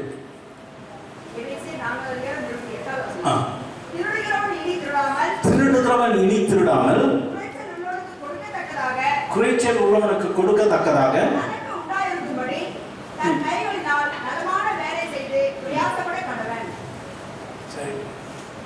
ஆங்கிலத்தில் இப்படியாக இருக்கு. He who has been stealing must steal no longer, but must work doing something useful with his own hands, that he may have something to share with those in need. திருடுகிறவன் திருடாமல், திருடுகிறவன் மற்றவனுடைய பொருளை, மற்றவருடைய காரியத்தை அபகரித்துக் கொள்கிறான். ஆண்டவர் சொல்றார், அப்படி செய்யாமல் தன்னுடைய கையினால் வேலை செய்து ஏதாவது, ஆங்கிலத்தில் to do something with his hand, something, ஆங்கிலத்தில் something, ஏதாவது ஒன்று செய்து தேவை உள்ளவர்களுக்கு கொடுக்க வேண்டும். ஏதாவது கொடுக்க, எல்லாம் இல்லை, ஏதாவது கொடுக்க வேண்டும். give something, work something and give something. ஏதாவது ஒன்று செய்து ஏதாவது ஒன்று கொஞ்சம் கொடுக்கணும்னு கூட ஆண்டோட வசனம் போட்டிருக்கு. இந்த உலகத்தில் நம்மை விட தேவை உள்ளவர்கள் அநேக அநேக அநேக அநேக ஜனங்கள் உண்டு. இந்த உலகத்தில் யாருமே சொல்ல முடியாது. இந்த சபையிலும் சொல்ற, நம்ம பெங்களூர்ல கிறிஸ்துவன் சொல்ற, யாரும் சொல்ல எனக்கு ஒண்ணுமே சொல்ல முடியாது. நம்மை விட மிகவும் மோசமான, வேதனையான, கடினமான நிலைமையில் இந்த உலகத்தில் ஜனங்கள் உண்டு. அவர்களுக்கு நாம் நம்முடைய கரங்களை நீட்டி உதவி செய்வது அழைக்கப்பட்ட அழைப்புக்கு பாத்திரவான்களாக நடப்பது. அழைக்கப்பட்ட அழைப்புக்கு பாத்திரவான்களாக நடப்பது. ஆண்டவர் இந்த உலகத்தில் நம்மை வைத்தது நாம் சம்பாதித்து, நாம் சேர்த்து வைத்து, நாமும் நம் குடும்பமும் நன்றாக இருப்பது அவருக்கு பிரியம்தான். ஆனால் அதற்கு மாத்திரம் ஆண்டவர் நம்ம இந்த உலகத்தில் வைக்கவில்லை. மற்றவர்களுக்கு உதவி செய்யும்படி 2 விதமான ஜனங்களோடு, ஏழை எளிய மக்கள், அடுத்தது தேவையுள்ள மக்கள். அவர்கள் ஏழை இல்லை, அவர்கள் ஒருவேளை வேலை செய்யலாம், அவர்கள் சம்பளம் பெறலாம், ஆனால் அவர்களுக்கு தேவை இருக்கு. 2 காரியம், இந்த 2 கும்பலை நாம் மறக்கவே கூடாது, 2 ஜனங்களை மறக்கவே கூடாது. நான் சொன்னேன் எம்ஜிஆரை பற்றி. எனக்கு எம்ஜிஆருக்கு பிடித்த காரியம் என்னவென்றால், அவர் புஸ்தகத்தை ஒன்று வாசித்தேன், அவருடைய வாழ்க்கை சரித்திரத்தை. அவர் எல்லா விதத்திலும் எப்படியெல்லாம் கொடுக்க வேண்டுமோ அதெல்லாம் ஜனங்களுக்கு கொடுத்தார். அவர் எவ்வளவு சம்பாதித்தாலும் எல்லாம் ஜனங்களுக்கு, ஏழை எளிய மக்களுக்கு கொடுத்தார். நாங்கள் தூத்துக்கு போயிருந்தோம், கிராமத்துக்கு, ஒரு வில்லேஜுக்கு மினிஸ்ட்ரி. அப்போது இந்த காரியத்தை சொன்னேன், எம்ஜிஆரை பற்றி சொல்லும்போது அவங்க சொன்னாங்க, எம்ஜிஆர் வந்து மீனவன் நண்பன். ஏன்னா அது வந்து தூத்தூர் வந்து ஒரு மீனவ கிராமம். மீனவ நண்பன் எங்களுக்குலாம் அவர் தான் சொன்னார். ஏனென்றால் அந்த ஜனங்களுக்கு நிறைய செஞ்சிருக்கிறார். அன்பானவர்களே, உலக பிரகாரமான ஒரு மனிதன். ஒரு பாடலில் இப்படியாக, அந்த சினிமா பாட்டில் இருந்தது, கருணை இருந்தால் வல்லலாகலாம், கடமை இருந்தால் வீரனாகலாம், பொறுமை இருந்தால் மனிதனாகலாம், 3 இருந்தால் தலைவனாகலாம். எம்ஜிஆர் பாடியிருக்கார். அதில் ஃபர்ஸ்ட், நீங்களும் நானும் ஆண்டவருடைய பிள்ளைகள், ஆண்டவருடைய லீடர்ஸ் என்று சொல்லும் பொழுது ஆண்டவர் அழைப்பது நம்முடைய வாழ்க்கையில் ஆண்டவர் கொடுக்கும் ஆசீர்வாதத்தை மற்றவர்களுக்கு பகிர்ந்து கொடுக்கிறோமா?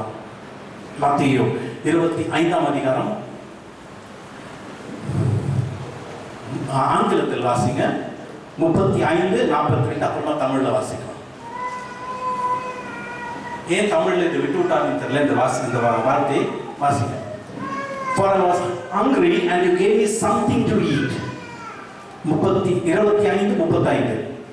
I was hungry and you gave me something to eat. I was thirsty and you gave me something to drink. I was a stranger and you invited me in. Something. யோசித்து பாருங்க. ஏதோ ஒன்று கொடுத்தீங்க. நான் பசியா இருந்தேன், எனக்கு போஜனம் கொடுத்தீங்க. தாகமா இருந்தேன், எனக்கு தண்ணீர் கொடுத்தீங்க.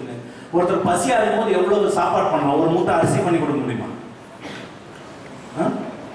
ஒரு ஆடா கூட பண்ண முடியாது. கொஞ்சம் அவன் பண்ணி கொடுத்தா வயிறு திருப்தியாகும். தண்ணி தாகமா இருக்கும்போது எவ்வளவு தண்ணி கொடுக்கும்? மேபி 1 லிட்டர் பாட்டில் தண்ணியை குடிக்கலாம், டேப்ல குடிச்சு கொடுக்கலாம். ஆண்டவர் சொல்றார் அந்த வசனத்தில் ஆங்கிலத்தில், I was hungry and you gave me something to eat and I was thirsty and you gave me something to drink. கொஞ்சம் கொடுத்ததை அவர் இப்படி எழுதிட்டார். அது பெரிய காரியமா ஆண்டவர் வசனத்தில் எழுதியிருக்கார்.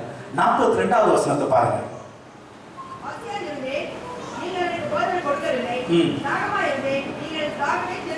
For I was hungry and he gave me nothing to eat. I was thirsty and he gave me nothing to drink. So நீங்க தயவு செய்து கவனிங்க. Nothing, something. இதுல இருக்கிற தண்ணி கொஞ்சமா இருக்கு. Something, some water is there. இங்க ஒரு empty glass வச்சா என்னது? Nothing. So ரெண்டுத்துக்கும் வித்தியாசம் எவ்வளவு? ஒண்ணுமே இல்லை, ஒன்றும் பெருசில்லை. ஆனால் ஆண்டவருடைய பார்வையில் அது ஒரு பெரிய காரியம். ஆண்டவர் அதை ஏதோ கொஞ்சம் கொடுத்தோமே அதை மெச்சு கொள்றார். அதை பெரிதாக ஆண்டவர் நினைக்கிறார். ஆண்டவர் நம்மை ஆசீர்வதிப்பார், நம்முடைய பிள்ளைகளை ஆசீர்வதிப்பார். நம்முடைய வாழ்க்கையில் எப்பொழுதும் தேவனுடைய கரம் இருந்து நம்முடைய தேவையை சந்திக்கும். ஏழை எளிய மக்களுக்கு உதவி செய்ய உங்களுடைய இருதயத்தை திறங்கள். நான் சில ஆண்டவருடைய மகிமைக்காக இந்த சாட்சியாக சொல்றேன். உங்களுடைய வாழ்க்கை நிச்சயமாகவே இந்த சாட்சி ஆசீர்வாதமாக இருக்கும் என்று நான் விசுவாசிக்கிறேன். நான் இப்பொழுதெல்லாம் நாங்கள் காரில் வருகிறோம். ஆனால் நானும் என் மனைவியும் திருமண சமயத்தில் இந்திரா நகரில் ஒரு 18 அடி பை 10 அடி கார் கராஜில் தான் என்னுடைய வாழ்க்கையை ஆரம்பித்தோம். கடினமாக இருந்தது வாழ்க்கை, ஒரு ரொம்ப கஷ்டப்பட்டோம்.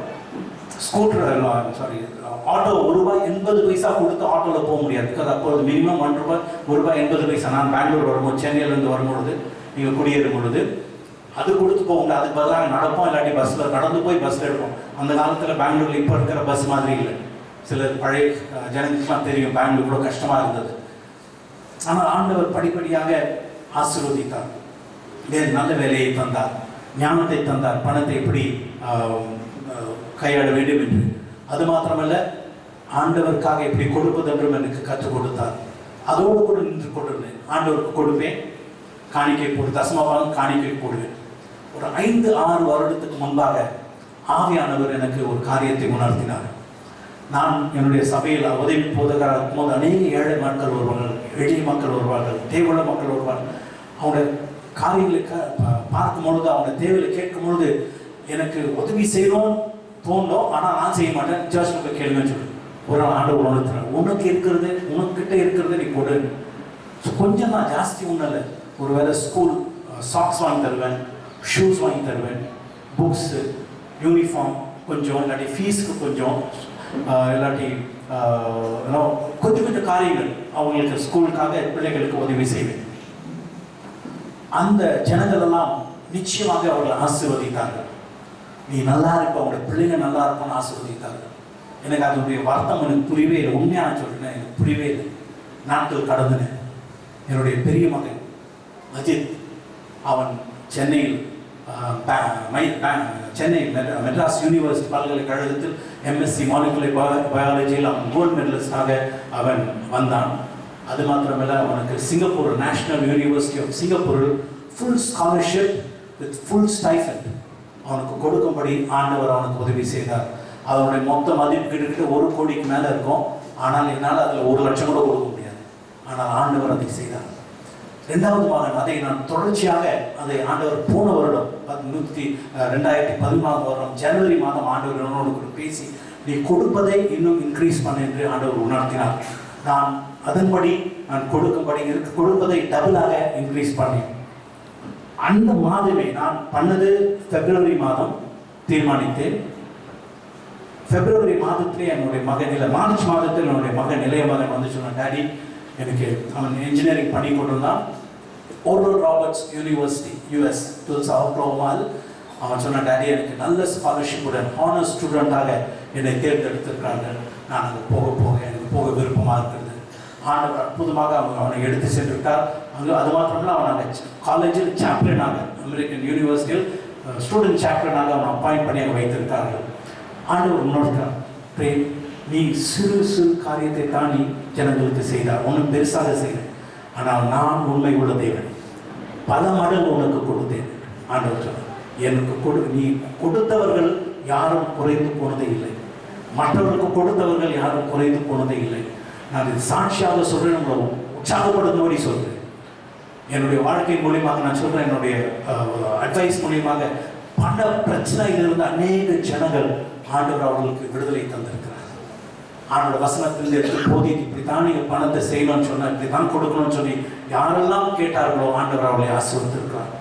உங்களுடைய வாழ்க்கையிலும் நான் சொல்றேன், செழிக்க வேண்டும், உங்களுடைய பிள்ளைகள் நன்றாக இருக்க வேண்டும். எத்தனை பேர் அவருடைய ஆசீர்வாதம் அவ்வளவு சந்தோஷமா உங்களுடைய பிள்ளைங்க நல்லா இருப்பாங்கன்னு சொல்லுவாங்க. அதை விட உங்களுக்கு யாரு பெரிய பணக்காரருக்கு சொல்வதில்லை, ஏழை எளிய மக்கள், நம்மை விட வேதனை யார் எனக்கு உதவி செய்வார்கள் என்று ஜனங்களுக்கு அவர்களுடைய ஜெபம் உங்களுடைய வாழ்க்கையில் பல மடங்கு ஆசீர்வாதத்தை கொண்டு வரும். போன வெள்ளிக்கிழமை அன்று ஒருவரை சந்தித்து அவர் ஃபோன் பண்ணி சொன்னார், பாஸ்டர் உங்களை நான் 4 மாசமா பார்க்கவே இல்லை, உங்களால் கான்டாக்ட் பண்ண உடனே என் மனைவி ரொம்ப கஷ்டமாக இருக்கு, நம்ம நீங்கள் வந்து உங்களை தயவுசெய்து எனக்கு உதவி செய்யுங்க. நான் சொன்னேன், நான் வந்து ஒரு இடத்துக்கு வரேன், நீ என்னை வந்து அங்கே சந்தி. அதே மாதிரி அவர் வந்தார். அவருக்கு ஒரு சின்ன அமௌண்ட் தான் கொடுத்தேன், ஒன்றும் பெரிய அமௌண்ட், சின்ன அமௌண்ட்டை கூட அவர் ரொம்ப சந்தோஷம். அவர் சொன்னார், என்னுடைய மகனுக்கு என் மனைவிக்காக ஜெபம் பண்ணுங்கள் என்று. நான் சொன்னேன், நீங்கள் எனக்காக ஜெபம் பண்ணுங்க, ஏனென்றால் அவங்க ஜெபம் ஆசீர்வாதத்தை கொண்டு அவங்க உள்ளத்தின் ஆழத்திலிருந்து அவங்க ஜெபம் பண்ணணும். ஆண்டவரே உதவி செய்த அந்த மகனை அந்த மகளை ஆசீர்வதியும். இன்னும் 2 வசனங்களை பார்த்து முடிப்போம். ஆசீர்வாதமா இருக்கா? ஆமென். 40 நீதிமொழிகள் 14:21.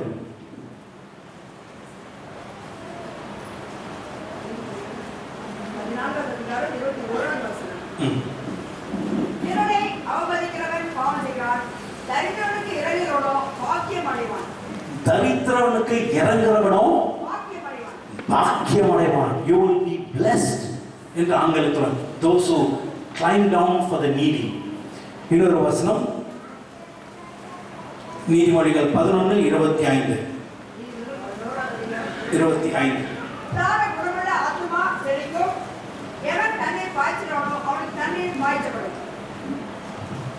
என்ன போட்டிருக்கு?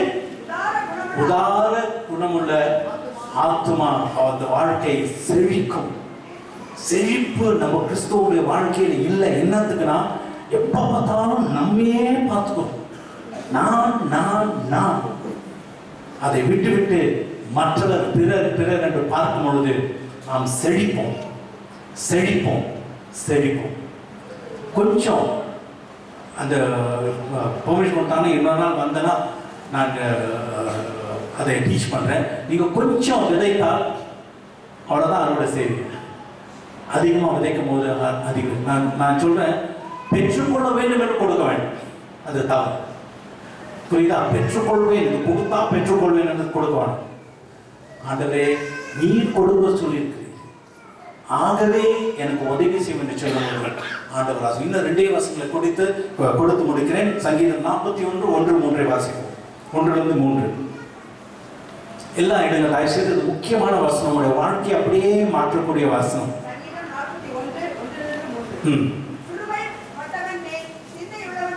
சிறுமைப்பட்டவன் மேல் சிந்தை உள்ளவன் பாக்கியவான்.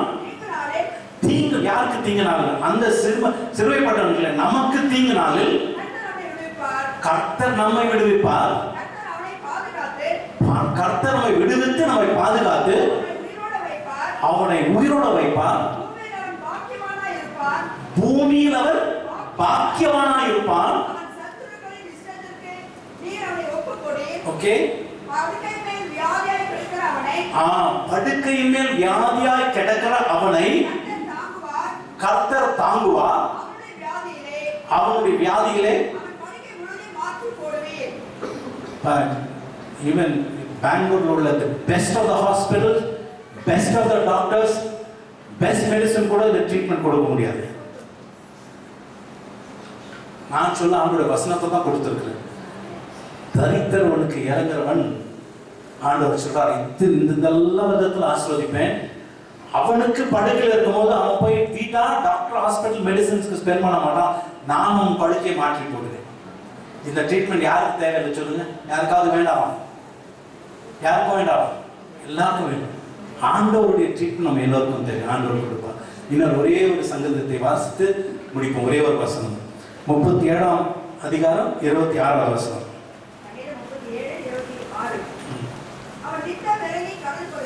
அவன் நித்தம் இறங்கி கடன் கொடுக்கிறான், அவனுடைய சந்ததி ஆசீர்வதிக்கப்படும்.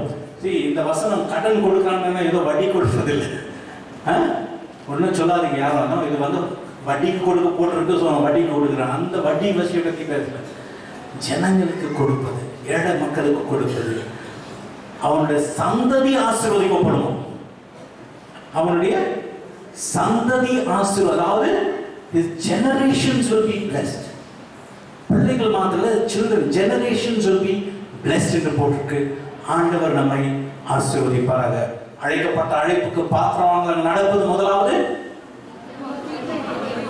மிகுந்த மனத்தாழ்மை, கம்ப்ளீட்லி ஹம்பிள். இரண்டாவது அன்பு நடப்பது. யாருக்கு அன்பு? அன்பு காட்ட முடியாதவர்களுக்கு அன்பு காட்டுவது. மூன்றாவது வாயின் வார்த்தையில ஜாக்கிரதை, மற்றவர்களை சந்தோஷப்படுத்தக்கூடிய வார்த்தைகளை பேசுவது. நான்காவதாக மற்றவர்களுக்கு ஏதாவது ஒன்று உதவி செய்வது. கண்களை மூடி ஜெபிப்போம்.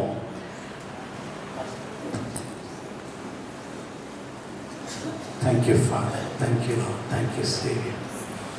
நன்றி ஆண்டவரே, thank you Father, thank you Lord, you have ministered to us. ஆண்டவரே நீர் பேசும். Hallelujah, thank you Lord, thank you.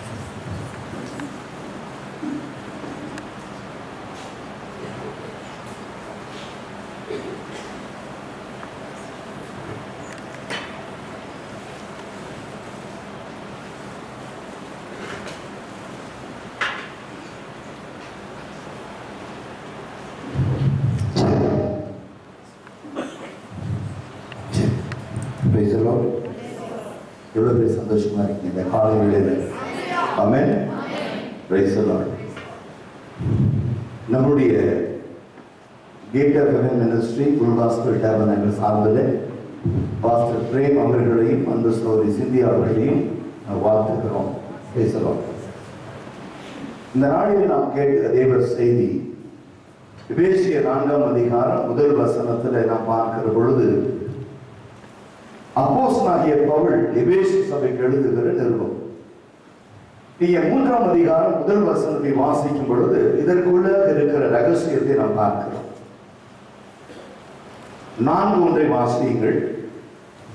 4:1 ஆதலால் கர்த்தர் நிமித்தம் கட்டுண்டவனாகிய நான் உங்களுக்கு சொல்லுகிற புத்தி என்னவென்றால், நீங்கள் அழைக்கப்பட்ட அழைப்பிற்கு பாத்திரவான்களாய் நடந்து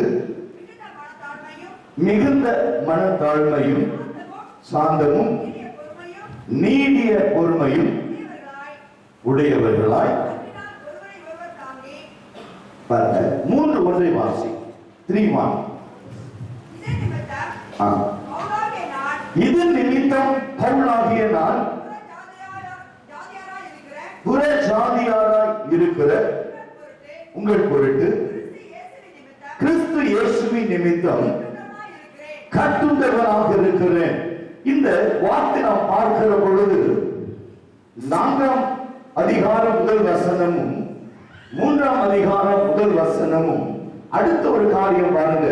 3ஆம் அதிகாரம் 21 வாசித்து பாருங்க. ஒரு சபைக்கு தேவன் சொல்லுகிறதான ஒரு காரியம். the word implemented to the church, how the church should be, action as well as the reaction. வாசிங்கள் 21 கடைசி வசனம். சபையிலே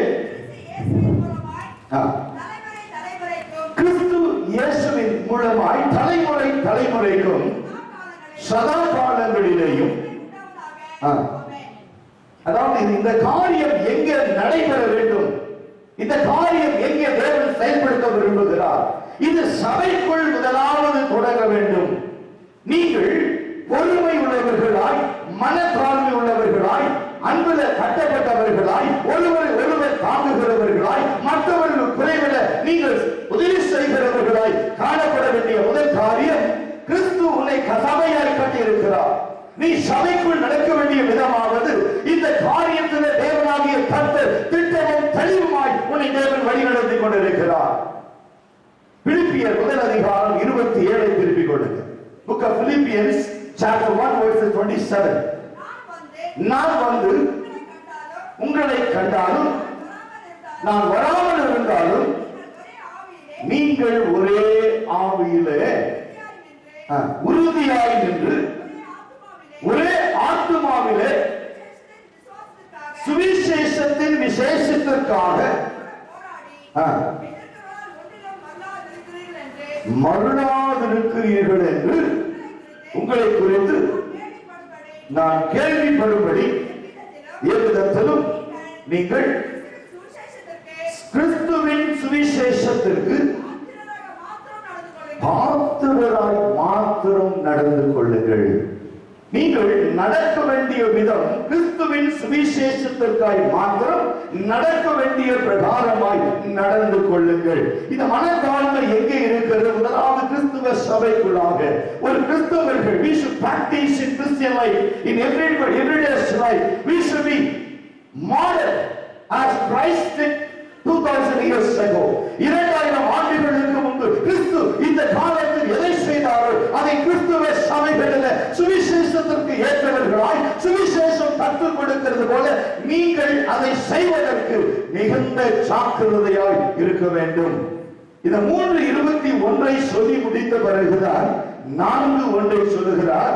இந்த சபைக்குள்ளாக தேவன் செய்ய நினைக்கிற காரியங்கள், இந்த சபைக்குள் தேவன் நிறைவேற்ற விரும்புகிற காரியங்கள், இவைகளை நீங்கள் செய்ய ஆரம்பிக்கிற பொழுது, இந்த காரியங்களை நிறைவேற்ற நினைக்கிற பொழுது கர்த்தர் சகலவற்றிலும் காரியங்களை செய்ய தேவன் போதுமானவராய் இருக்கிறார். காரணம் என்ன தெரியுமா? மனத்தாழ்மை, ஒருவர் பேரில் ஒருவர் வைக்கிற அன்பு. எந்த விதமான வஞ்சனையினாலும் நீங்கள் கட்டப்படாதபடிக்கு சுவிசேஷத்துக்கு ஏற்றவர்களாய் மாத்திரம் நடக்க வேண்டும் என்று விரும்புகிறார். சுவிசேஷத்திற்கு ஏற்றவர்களாய் நீங்கள் கிரியை செய்ய வேண்டும் என்று இருக்கிறார். நான் பிரச்சாரம் தேவன் சொல்கிறார், பிரச்சாரிகளிடத்தில் நான் இதை எதிர்பார்க்கவில்லை,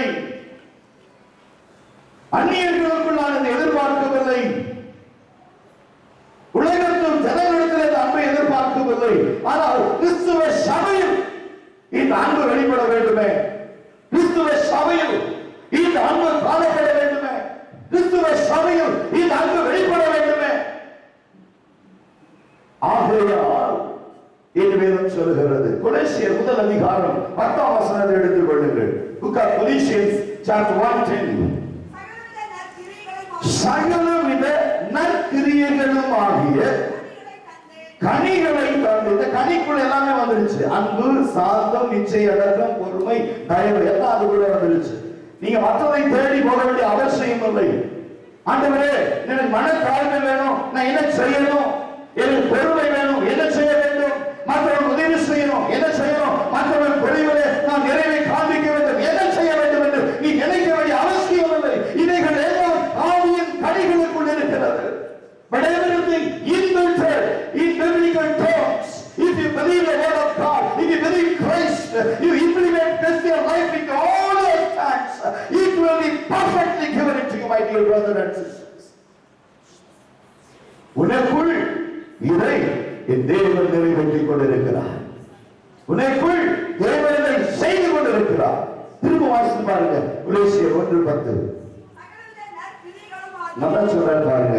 இதெல்லாம் நீ செய்ய. எபேசியர் 4:1, எபேசியர் 3:1. இது சபைக்குள் நடக்க வேண்டியது. சபை, நீ சபை கூடி வருகிற பொழுது நீ செய்ய வேண்டிய ஒரு காரியம் என்ன? உன்னிடத்துல ஒருவன் அன்பு கூறுகிறான் என்று சொன்னால் நம்ம திரும்ப அதே மாதிரி அன்பு கூறுகிற மனுஷனை நான் அன்பு கூறுகிறேன் என்று சொல்வது அன்பு அல்ல. ஒரு மனுஷன் அதான் சொல்ற, சத்துருவை சிநேகியுங்கள் என்று சொல்லுகிறார். You love your neighbors, love your enemies. சத்துருக்களை சிநேகியுங்கள். இது எங்கிருந்து வரும்? நற்கிரியைகளை செய்யும்படிக்கு. We want to do the good deeds for the people. This is very important in Christian life. கிறிஸ்துவ வாழ்க்கையில இன்றியமையாத காரியம் இதுதான். வாசிங்கள் கொலோசியர் 1:10. சகல நற்கிரியைகளுமாகிய கனிகளை தந்து தேவனை அறிகிற அறிவினால் விருத்தி அடைந்து கனிகளை தந்து கிறிஸ்துவை அறிகிற அறிவில் திருப்தி அடைந்து அவருக்கு பிரியம் உண்டாகும். உங்க வாழ்க்கை உங்களுக்கு பிரியம் உண்டாகிற வாழ்க்கை அல்ல. உங்களுக்கு பிரியம் உண்டாகிற வாழ்க்கை அல்ல. உனக்கு நன்மையாய் தோன்றுகிற வழி அல்ல. உனக்கு பிடிக்கும் அதனால நான் செய்கிறேன் அதல்ல. அவருக்கு பிரியம் உண்டாகும். எதை செய்தாலும் நீங்கள் மனிதனுக்கு என்று செய்யாமல் தேவனுக்கு என்று மனப்பூர்வமாய் செய்யுங்கள். தேவன் அதில் பிரியமாய் இருக்கிறார். நீ எதை செய்தாலும் மனுஷன் விரும்புகிறார். இது இவர்களுக்கு பிடிக்கும். இது இவர்கள் நான் செய்கிற பொழுது என்னை நேசிப்பார்கள். இது என்னுடைய மனைவி, இது என்னுடைய பிள்ளை, இது என்னுடைய கணவனுக்கு பிடிக்கும் என்று சொல்லி நீ செய்கிற அநேக காரியங்கள் கிறிஸ்து ஏற்றுக்கொள்ளவே முடியாது. ஆனால் வேதம் சொல்கிறது, ஒருவேளை நீ கிறிஸ்துவை ஏற்றுக்கொண்டு இருப்பாயானால், கிறிஸ்துவோடு நடக்கிறவனா இருப்பாயானால், நீ செய்ய வேண்டிய ஒரு காரியம் அவருக்கு பிரியம் உண்டாகும்படி நீ நடந்து கொண்டு, அவருக்கு பாத்திரர்களாய் நடந்து கொண்டு, என்ன சொல்றாரு? not by force. சபை ஆராதனை 10 மணிக்கு அப்படின்னா பிரதர் திட்டுவாருன்னு 10:45 வருதல்ல. உனக்கு சந்தோஷம். அவருடைய சமூகத்தில் நான் வந்து காத்திருப்பது எனக்கு ஒரு பெரிய சந்தோஷம். அவருடைய சமூகத்தில் இருப்பது எனக்கு சந்தோஷம். ஒரு அம்மா ஃபோன் பண்ணி கேட்டாங்க, இந்த வாரம் பைபிள் ஸ்டடி இருக்கலாம்னு கேட்டாங்க. நான் சொன்னேன், என்ன மாற்றம் இருக்கிறது என்று சொன்னேன். அவன் சொன்னாங்க, கொஞ்சம் வேலை இருக்கு பாஸ்டர், கொஞ்சம் யாரோ சொந்தக்காரங்க வந்துட்டாங்க, இதை ஒரு வாரம் மட்டும் நீ எக்ஸ்கியூஸ் பண்ணுங்க, அடுத்த வாரம் கண்டிப்பா நான் வந்துடுறேன். நான் சொன்னேன், எனக்கு துக்கமும் இல்லை, வேதனையும் இல்லை, வருத்தமும் இல்லை, நீ வராதனால. பட் என் கிறிஸ்து அந்த இடத்துல இருப்பார். I'm rejoicing. His presence is in this place. அவருடைய பிரசன்னம் அந்த இடத்துல இறங்கி கொண்டு இருக்கிறது. அவருடைய வல்லமை இந்த இடத்துல இறங்கி கொண்டு இருக்கிறது. அவருடைய கிருபை ஊற்றப்பட்டு கொண்டு இருக்கிறது. வருத்தப்பட வேண்டியது நான் அல்ல. இனி ஆத்துமா சபைக்கு வரவில்லை என்று சொன்னால் வருத்தப்பட வேண்டியது நான் அல்ல, வருத்தப்பட வேண்டியவள் நீ. ஒரு வேத பாடத்தை விட்டு விடுவோம் என்று சொன்னால் வருத்தப்பட வேண்டியது நீ. இன்னைக்கு சத்தியம் என கிடைக்கிற வருத்தப்பட வேண்டியது நீ, நான் அல்ல. கர்த்தர் என்னை அழைத்திருக்கிறார். இந்த கிருபையை கொடுக்கும்படியாய், இந்த அபிஷேகத்தை கொடுக்கும்படியாய், இந்த வல்லமை வெளிப்படும்படியாய் என் தேவன் எனக்கு கொடுத்திருக்கிறார். அல்லேலூயா. Praise the lord. இப்ப சொன்ன நம்மட்ட இந்த சனிக்கிழமை மாத்திரம் இல்ல, ஞாயிற்றுக்கிழமையும் சேர்ந்து லீவ் எடுத்துக்க. இங்க அதான் பிரேமன் சொன்னாங்க, ஒரே வார்த்தை சொன்னாங்க, அடுக்கையை மாத்துறது அவரு. அடுக்கைக்குள்ள கொண்டு உட்கார வைக்கிற பிசாசு. Praise the Lord. He tried to make you to better do. உன்னை கொண்டு போய் படுத்த படுக்கையா மாற்றுகிறவன் பிசாசு.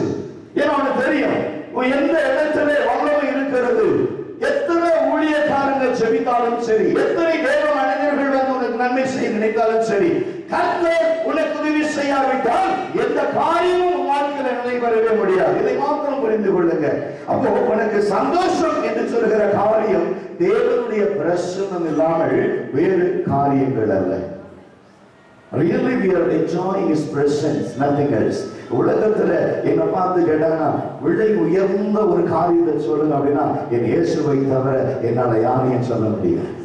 நான் அதிகமாக நேசிக்கிறவர் யாருன்னு சொல்லுங்க. என் இயேசுவை தவிர வேற யாரையும் சொல்ல முடியாது. நீங்க விரும்பி படிக்கிற புத்தகம் எது? பைபிளை தவிர வேற எதுன்னு சொல்ல முடியாது. உங்களுக்குள்ள ஒரு நம்பிக்கை இருக்குன்னு சொன்னா இன்னைக்கு மரித்தாலும் அவரோடு சேருவோம் என்கிற நம்பிக்கை இருக்கிறது. வேற கிறிஸ்துவை அல்லாமல் மேன்மை பாராட்ட ஒன்றுமில்லை. சிலர் ரதங்களை குறித்தும் சிலர் குதிரைகளை குறித்தும் மேன்மை பாராட்டுவார்கள். நானும் என் தேவனாகிய கர்த்தரை குறித்தால் மேன்மை பாராட்ட ஒன்றுமில்லை. ஹல்லேலூயா. அது மாத்திரமல்ல, 1 தெசலோனிக்கர் 2ஆம் அதிகாரம் 12ஆம் வசனத்தை திருப்பிக் கொள்ளுங்க. 1 தெசலோனிக்கர் 2ஆம் அதிகாரம் 12ஆம் வசனம் என்ன சொல்றாரு? This teaching is not from pastor of the believers. இது ஒரு விசுவாசிக்குள்ளும் ஒரு சபையுடைய போதகருக்கும் உள்ள ஒரு உறவு அல்ல. இந்த உறவு என்பது ஒரு தகப்பன் பிள்ளைக்குள்ள ஒரு உறவு. பல நேரங்கள் நான் பிரசங்கித்திருக்கிறேன். இந்த பிரசங்கத்தை நீங்க நினைக்கலாம் நான் உங்களுக்காக பண்ணுகிறேன் என்று சொல்லி. இல்லை, this message for me. Praise the Lord. இந்த பிரசங்கம் எனக்கு நான் செய்து கொள்ளுகிற பிரசங்கம். Praise the Lord. வாசிங்கள் 1 தெசலோனிக்கர் 2:12. தகப்பன் தன் பிள்ளைகளுக்கு சொல்லுகிறது போல நாங்கள் உங்களில் ஒவ்வொருவருக்கும் புத்தியும் பேருதலும் எச்சரிப்பும் ஆகையால் நீங்கள் தேவனுடைய வசனத்தை எங்களால் கேள்விப்பட்டு ஏற்றுக்கொண்ட போது அதை மனுஷர் வசனமாய் ஏற்றுக்கொள்ளாமல் தேவ வசனமாக ஏற்றுக்கொண்டீர்களே. இனி ஒருவேளை நம்ம ஆராதனைக்கு வருவோம் என்று சொன்னால் இந்த ஆராதனையிலே நாம் கற்றுக்கொள்ள வேண்டிய ஒரு காரியம் இன்னைக்கு யார் பிரசங்கிக்கிறார்கள் என்பதல்ல, என் தேவனாகிய கர்த்தருடைய வார்த்தை. பல இடங்களில் பாருங்க, ஒரு அம்மா சொன்னாங்க என்கிட்ட, பாஸ்டர் இந்த வாரம் நான் சண்டே வரல ஏன்னு கேட்டாங்க. அப்ப அந்த அம்மா நான் கேட்டேன், என்னம்மா விஷயம்? இல்லை, ஒரு பெரிய ஸ்பீக்கர் அந்த சபைக்கு வராரு, நான் இந்த வாரம் அங்கே போயிட்டு அடுத்த வாரம் இங்கே வரேன். சரின்ட்டேன். நான் எப்போதுமே பாருங்க ஜனங்க விருப்பத்துக்கு குறுக்க நிற்கவே மாட்டேன். பேசுகிறோம் அந்த அம்மா அந்த வாரம் அங்கே போயிட்டாங்க. அன்னைக்கு பார்த்தீங்கன்னா இந்த இடத்துல ஒரு ஹீலிங் சர்வீஸ் நடக்குது. இந்த இடத்துல ஒரு ஹீலிங் சர்வீஸ் நடக்குது. வியாதியா இருக்கிறவங்களாம் முன்னால வாங்கன்னு சொல்லி கர்த்தர் அழகா சுகமாக்கினார். இன்னும் அடுத்த நாள் சொல்றாங்க டாக்டர்கிட்ட போகணும். செவ்வாய்க்கிழமை சொல்றாங்க, மாஸ்டர் நீ செவ்வாய்க்கிழமை டாக்டர்கிட்ட போயிட்டு வரேன். ஏமா அப்படின்னு அவன் சொன்னாங்க, நெஞ்சு வலிக்க, கால் எழும்பும் பொழுதே நெஞ்சு கனமா இருக்கு, வேதனையா இருக்கு. வீட்டுக்கார்ட்ட சொன்னேன், நீ உடனே டாக்டர்கிட்ட போன இசிசி எடுத்து அப்புறம் ட்ரீட்மெண்ட் போட்டு எதை பண்ணி எல்லாம் ஒரு 15,000 பில்லு கொடுத்துட்டாங்க. 2 நாள் கழிச்சு ரிப்போர்ட் சொல்றேன்னு சொல்லியிருக்காங்க. நீங்க எனக்காக ஜெபிக்கணும். நான் சொன்னேன், ஞாயிற்றுக்கிழமை ஒருவேளை உனக்கு நெஞ்சு வலி வரதுக்கு முன்னாடியே கர்த்தர் சுகமாக்கணும்னு நினைச்சு உன்னை இங்கே வச்சிருந்தார். ஆனா நெஞ்சு வலிக்காக நீ போயிட்டு வந்திருக்கிறேன். இப்ப கர்த்தர் தான் உன்னை சுகமாக்கணும். புரியுதா உங்களுக்கு? விளங்கும் நினைக்கிறேன். அப்ப ஆவிக்குரிய வாழ்க்கையில நம்முடைய எண்ணங்கள், நம்முடைய யோசனைகள், நம்முடைய எதிர்பார்ப்புகள் பார்க்கிற பொழுது ஒரு மனுஷன் பிரசங்கிக்கிற பிரகாரமாய், ஒரு மனுஷன் பேசுகிற பிரகாரமாய், ஒரு மனுஷனுடைய வார்த்தையை கேட்க நம்ம போகல, அது தேவனுடைய வார்த்தையாய் நாம் ஏற்றுக்கொண்டிருக்கிறோம். நீ பாஸ்டர் பிரேம் அவர் பேசின வார்த்தை ஒரு பிரேம் பாஸ்டரா இல்ல, அது தேவ வசனமாய் நாங்கள் ஏற்றுக்கொள்ளுகிறோம். சொல்லுங்க, கேட்டு பாருங்க. அந்த வார்த்தையில உங்களுக்கு வல்லமை இருக்கும், அந்த வார்த்தையில உங்களுக்கு ஒரு பலன் இருக்கும். ஏன்னா விளையாட்டுடைய நாட்களில் யார் பேசுனா நினைக்கிறீங்க? விளையாட்டு நாட்களில் யார் பேசுனா? கழுதை பேசுச்சு. ஏன் பேசல? ஏன் கழுதை பேசுச்சு?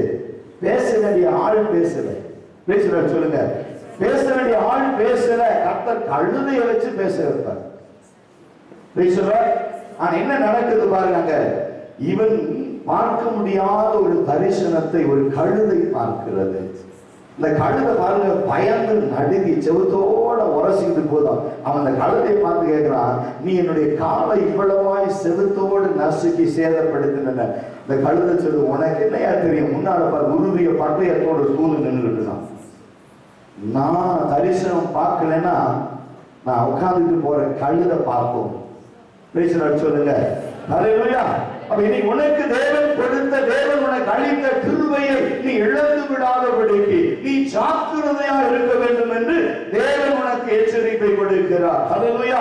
அது மாத்திரமல்ல, எபேசியர் முதல் அதிகாரம் 4:5 வாசித்து பாருங்க. எபேசியர் முதல் அதிகாரம் 4:5 வாசித்து பாருங்க.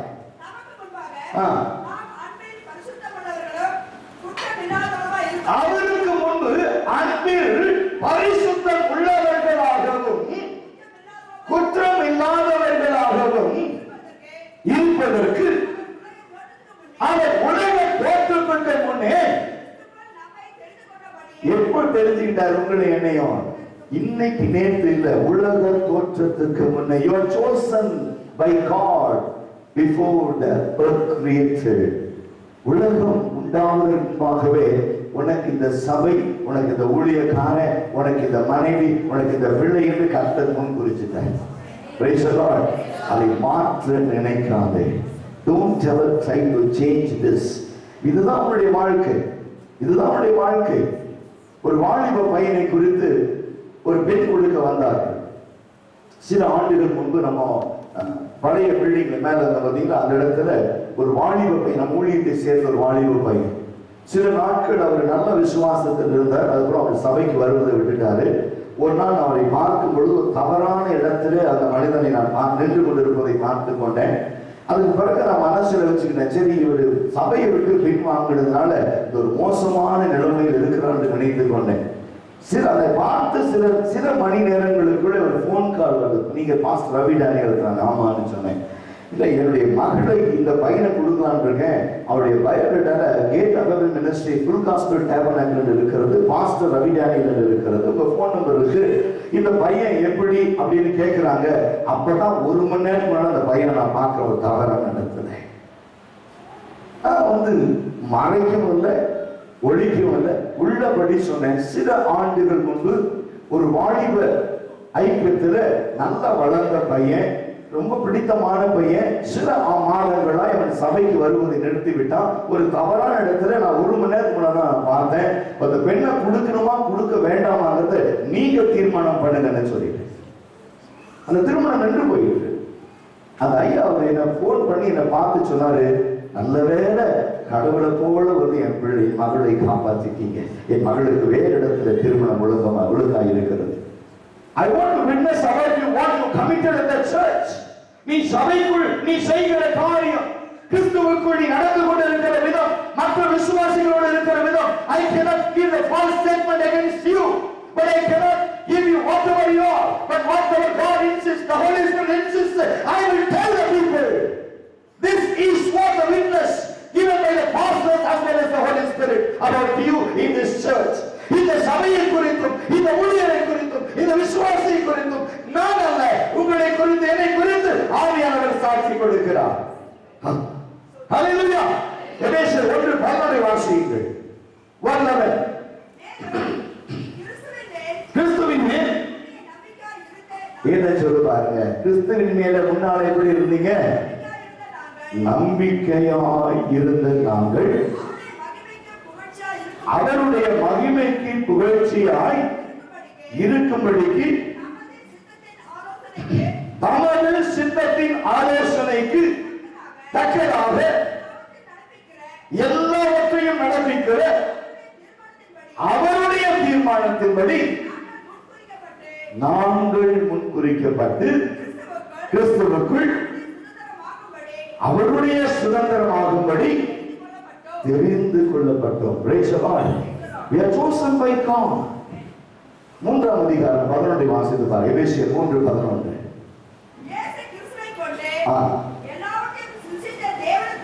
இயேசு கிறிஸ்துவை கொண்டு எல்லாவற்றையும் சிருஷ்டித்தவர்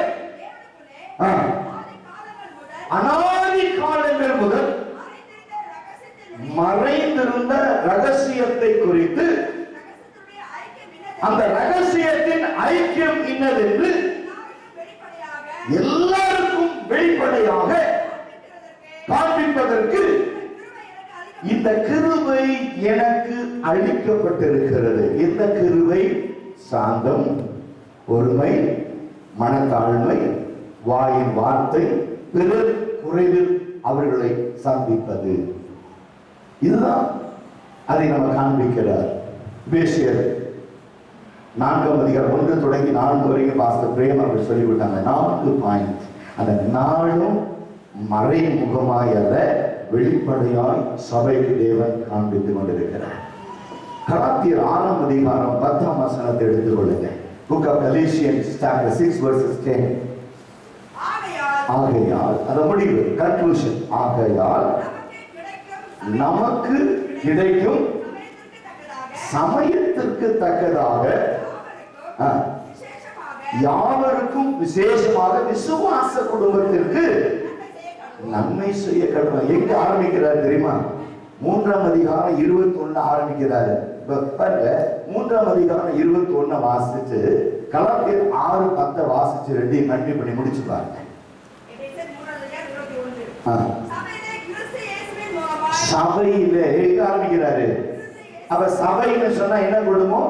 விசுவாச குடும்பம். இந்த விசுவாச குறிப்பா நீ யாருக்கு நன்மை செய்யறே இல்லையோ விசுவாச குடும்பத்திற்கு நன்மை செய்ய. இதைத்தான் தெளிவா ஆவியர்கள் சொன்னார். இது என்ன குடும்பம்? விசுவாச குடும்பம். அன்பிலே ஒருவரை ஒருவர் ஐக்கியப்பட்டிருக்கிறோம். ஒருவர் குறைவிலே மற்றவர்களுக்கு உதவி செய்வடியால் தேவன் நம்மை தெரிந்து கொண்டிருக்கிறார். ஒருவரை குறித்து இன்னொருவர் பேசாதிருங்கள்.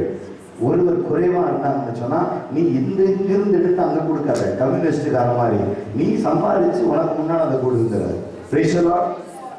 தேவனிடத்துல ஒரு காரியங்களை நாம் செய்ய நினைக்கிற பொழுது, ஒரு முறை ஹென்றி பால் என்று சொல்கிற தேவ மனிதன் ஒரு ஊழியம் செய்து கொண்டிருக்கிறார். அவருடைய ஊழியத்துல பாத்தீங்கன்னா திடீரென்று மாற்றங்கள் வரும். சில மாற்றங்கள் வரும். விசுவாசி என்ன செய்வார்? திடீர்னு ஒரு நாள் அத்தனை விசுவாசியுமே சபைக்கு வரல. அவங்கள ஒரு பெரிய மனிதன் தடை செஞ்சுட்டான். நீ அந்த சபைக்கு போக கூடாது, நீங்க சபைக்கு போனீங்கன்னா ஊரை விட்டு தள்ளி வச்சிருவோம் சொல்லி சின்ன கிராமத்துல இந்த ஹென்றி பால் என்ன செஞ்சார்? உடனே முழங்கால் படி போட்டு செபிக்கிறார். செபித்த உடனே அந்த நாளில் ஆராதனைக்காக அவர் காத்திருக்கும் போது ஜனங்களே வரல. எல்லாம் இடமெல்லாம் காலியா இருக்கு பாருங்க. தனிமையா நின்று கொண்டு இருக்கிறார். உடனே அங்கிருந்து ஒரு போன் கால், ஆபீஸ்க்கு போன் கால் வருது. இன்னைக்கு நீ சபை எப்படி நடத்துற பார்க்கலாம், இன்னைக்கு சபை நடக்காது, ஜனங்களெல்லாம் நான் தடை பண்ணிட்டேன்னு சொல்லி அந்த மனிதர் சொல்லுகிறார். பக்கத்து கிராமத்துல ஒரு திருமணம் நடந்து கொண்டிருக்கிறது. அந்த திருமணம் என்பது ஒரு சபையில நடக்க வேண்டிய ஒரு திருமணம்.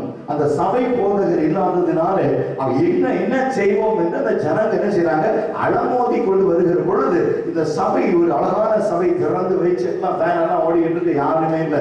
உடனே இந்த மணமகளுடைய தகப்பனார் தாய்மார் பேசினாங்க, இந்த சபைக்குள்ள போய் நம்ம பிள்ளைகளுக்கு திருமணம் செஞ்சு முடிச்சிடலாமே, ஞாயிற்றுக்கிழமையா இருக்கு, பாஸ்டர் இருக்கிறாரு, சபையை திறந்துருக்கு, உள்ள யாரையும் காணோம், நம்ம இது யூஸ் பண்ணிக்கலாம்னு சொல்லி ஒரு கல்யாண கோஷ்டியே உள்ள வந்துருச்சு. அந்த பாஸ்டர் அழகா பிரசங்கம் பண்றாரு. கடைசியில காலி இருக்கான ஜோம் பண்ணி கொடுத்தாரு. கல்யாணமும் ஆயிடுச்சு. சொன்னாரு, இந்த கல்யாணத்தை விட ஆட்டுக்குட்டியானுடைய திருமணம் வரப்போகுது, அது நீங்க தான் மனவாட்டி, நம்ம எல்லாரும் ஆயத்தமாகும். அவங்க ரொம்ப பிடிச்சு போச்சு. சொன்னாங்க, இந்த மாதிரி ஒரு பிரச்சனை நாங்க கேட்கல, ஒரு ஒண்ணு செய்வோம், வாரம் நாங்க இங்க வந்துடும் அந்த சபைக்கு. மனுஷன் ஒரு கதவை அடைத்தான், தேவன் 7 கதவை தரும். சொல்லுங்க, சொல்றார், God is going to open 7 doors for your life. ஒரு நிமிஷம் கூட நிற்க முடியாமல் கர்த்தர் உங்களை பயன்படுத்திக் கொண்டிருப்பதை எங்கள் கண்களை நாங்கள் பார்க்க போகிறோம்.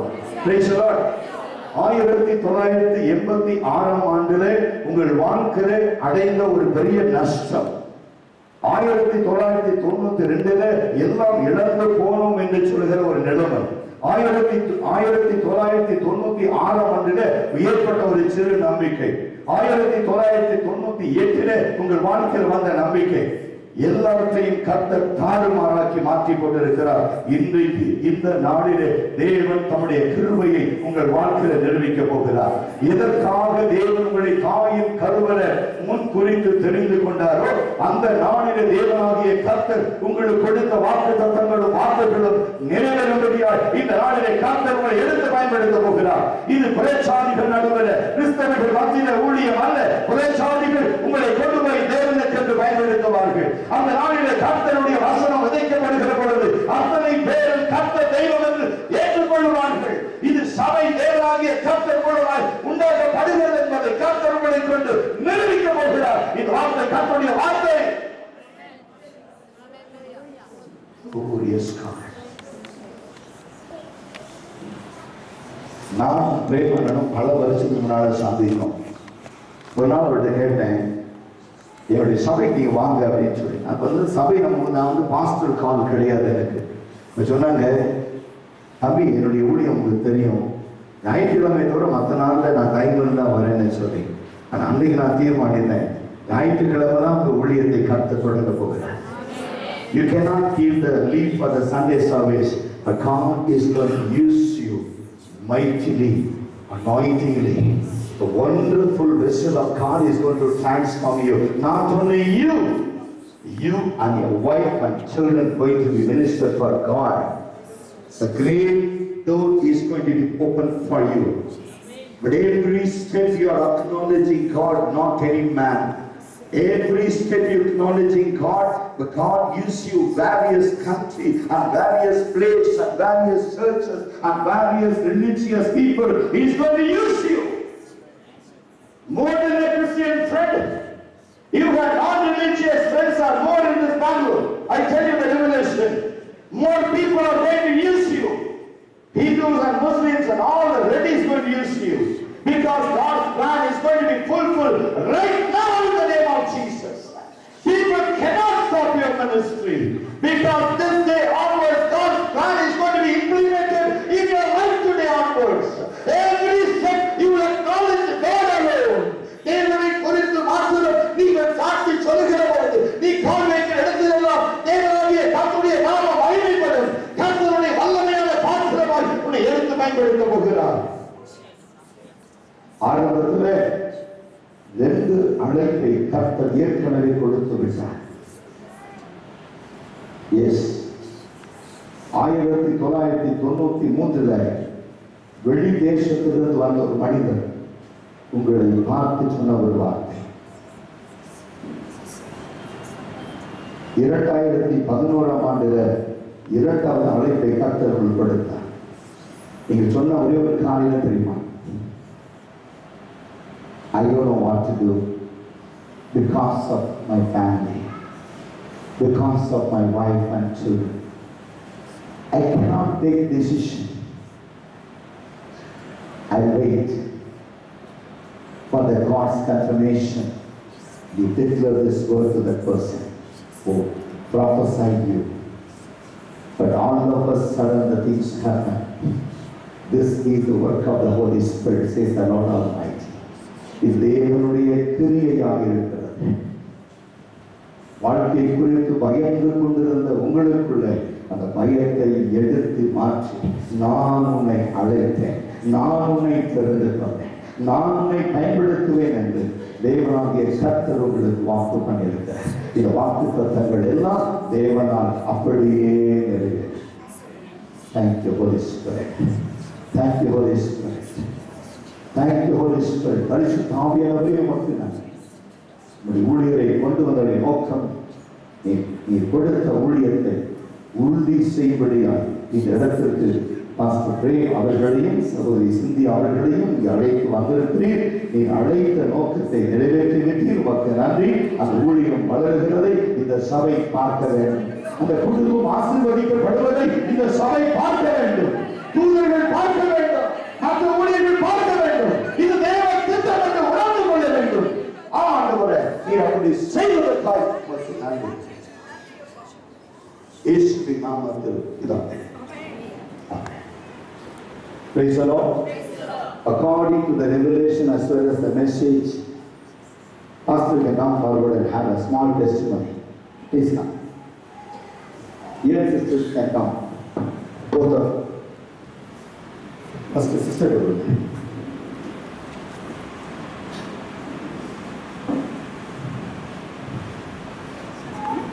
Yes.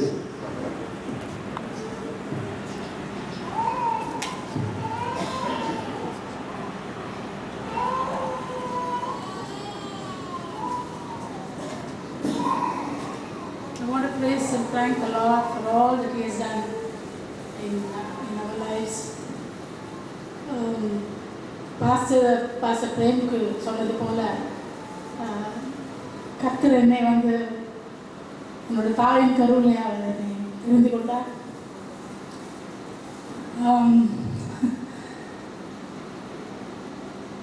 though I was born in a Christian home and brought up in a Christian home, I had a Christian name, but I did not know the love of the Lord.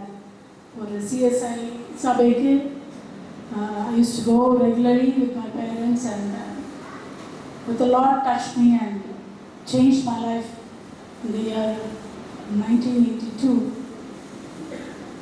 When I was 19 years old, I gave my heart to Jesus in an evangelistic camp, youth camp. From then on, my life has never been the same. கர்த்தர் ஒவ்வொரு படியும் ஆண்டவர் என்னை வழி நடத்திருக்கிறார், என்னை ஆசீர்வாதத்தோடு வழி நடத்திருக்கிறார். Even the husband that he gave me, it's a big testimony. There were so many offers for me, like a pastor and an engineer, a doctor. But the Lord showed me Prem Kumar when he was in the hotel line, and I never knew that I was going to be a pastor's wife one day. So when God showed me Prem Kumar, none of them would agree, but I held on to what God's will was in my life. ஆண்டோட சித்தம் அப்படின்றது தெரிந்து கொண்ட பிறகு நான் அதை பற்றி கொண்டேன். ஆண்டோட நாம மகிமைக்காக சொல்கிறேன். Always God's plan will be the best for you. When we submit the will of God in our lives, God does beautiful things. Today, when you see things and when you look at it flowery and beautiful and decide for yourself, it doesn't work out well, because God knows your future and my future. So I can only say how the Lord led me to be married to Prem Kumar, and he became Pastor Prem in the year 1995. 85 we got married, and in 95 he became a pastor, full-time ministry, and ever since also the Lord has been with us. Step by step the Lord has led us. The Lord gave us 2 sons. By the grace of God, and Pastor Prem said that I don't want you to work, I want you to take care of the children, because I am in a full-time ministry and you need to take care of the children. So that time it was difficult. அது ஒரு கசப்பான மருந்தா இருந்துச்சு அந்த டைம்ல, because for me there were other people who used to say, and even my mother used to say, why did I educate you? You could go to work, you could do this, you could do that. Okay, career. Maybe if I had gotten to work, I would have been in a big career and I would have been a manager or whatever. But today when I look back and see the life of my sons, I can say what God has been good. God has been good. How He has led my children. I thank you, praise the Lord.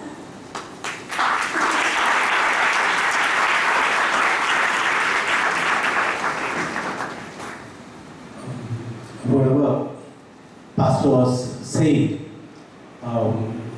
it's absolutely true. Especially the thing that in 1993, I was working in Saudi Arabia when he was telling a servant of God who came from a distant land and prophesied to you. I was thinking, which foreigner did that to me? But it was not a foreigner, but from India somebody came to Saudi Arabia. And that is the time when they were telling me about ministry and all that. Especially it was Brother Sam Chebudari. He was there in Saudi, and I was his interpreter. He was preaching in Tamil, I was interpreting in English. And that time he told me some things, but I could not, keep it, accept it. It was very difficult for me. But now it was exactly told by Pastor Ravi Daniel, that God spoke to him and said that, yes, he will go to God, and I'm sure he will fulfill what God has called me to do.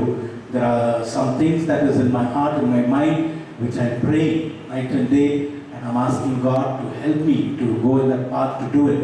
And I'm sure that that the message I mentioned about helping others, that has been the foremost in my heart and my mind.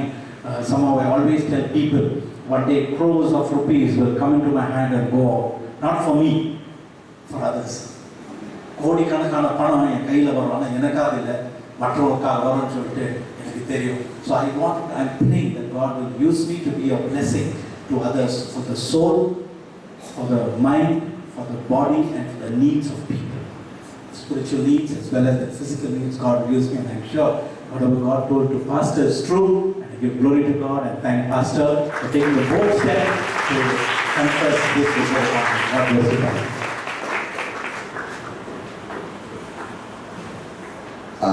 Not only a prophecy, our burden to pray for Pastor Prem and Sister Cynthia and 2 children. Whatever God revealed through me is to be implemented into their life. But the day will come, all the 4 stand here to testify God what God prophesied. Praise the Lord.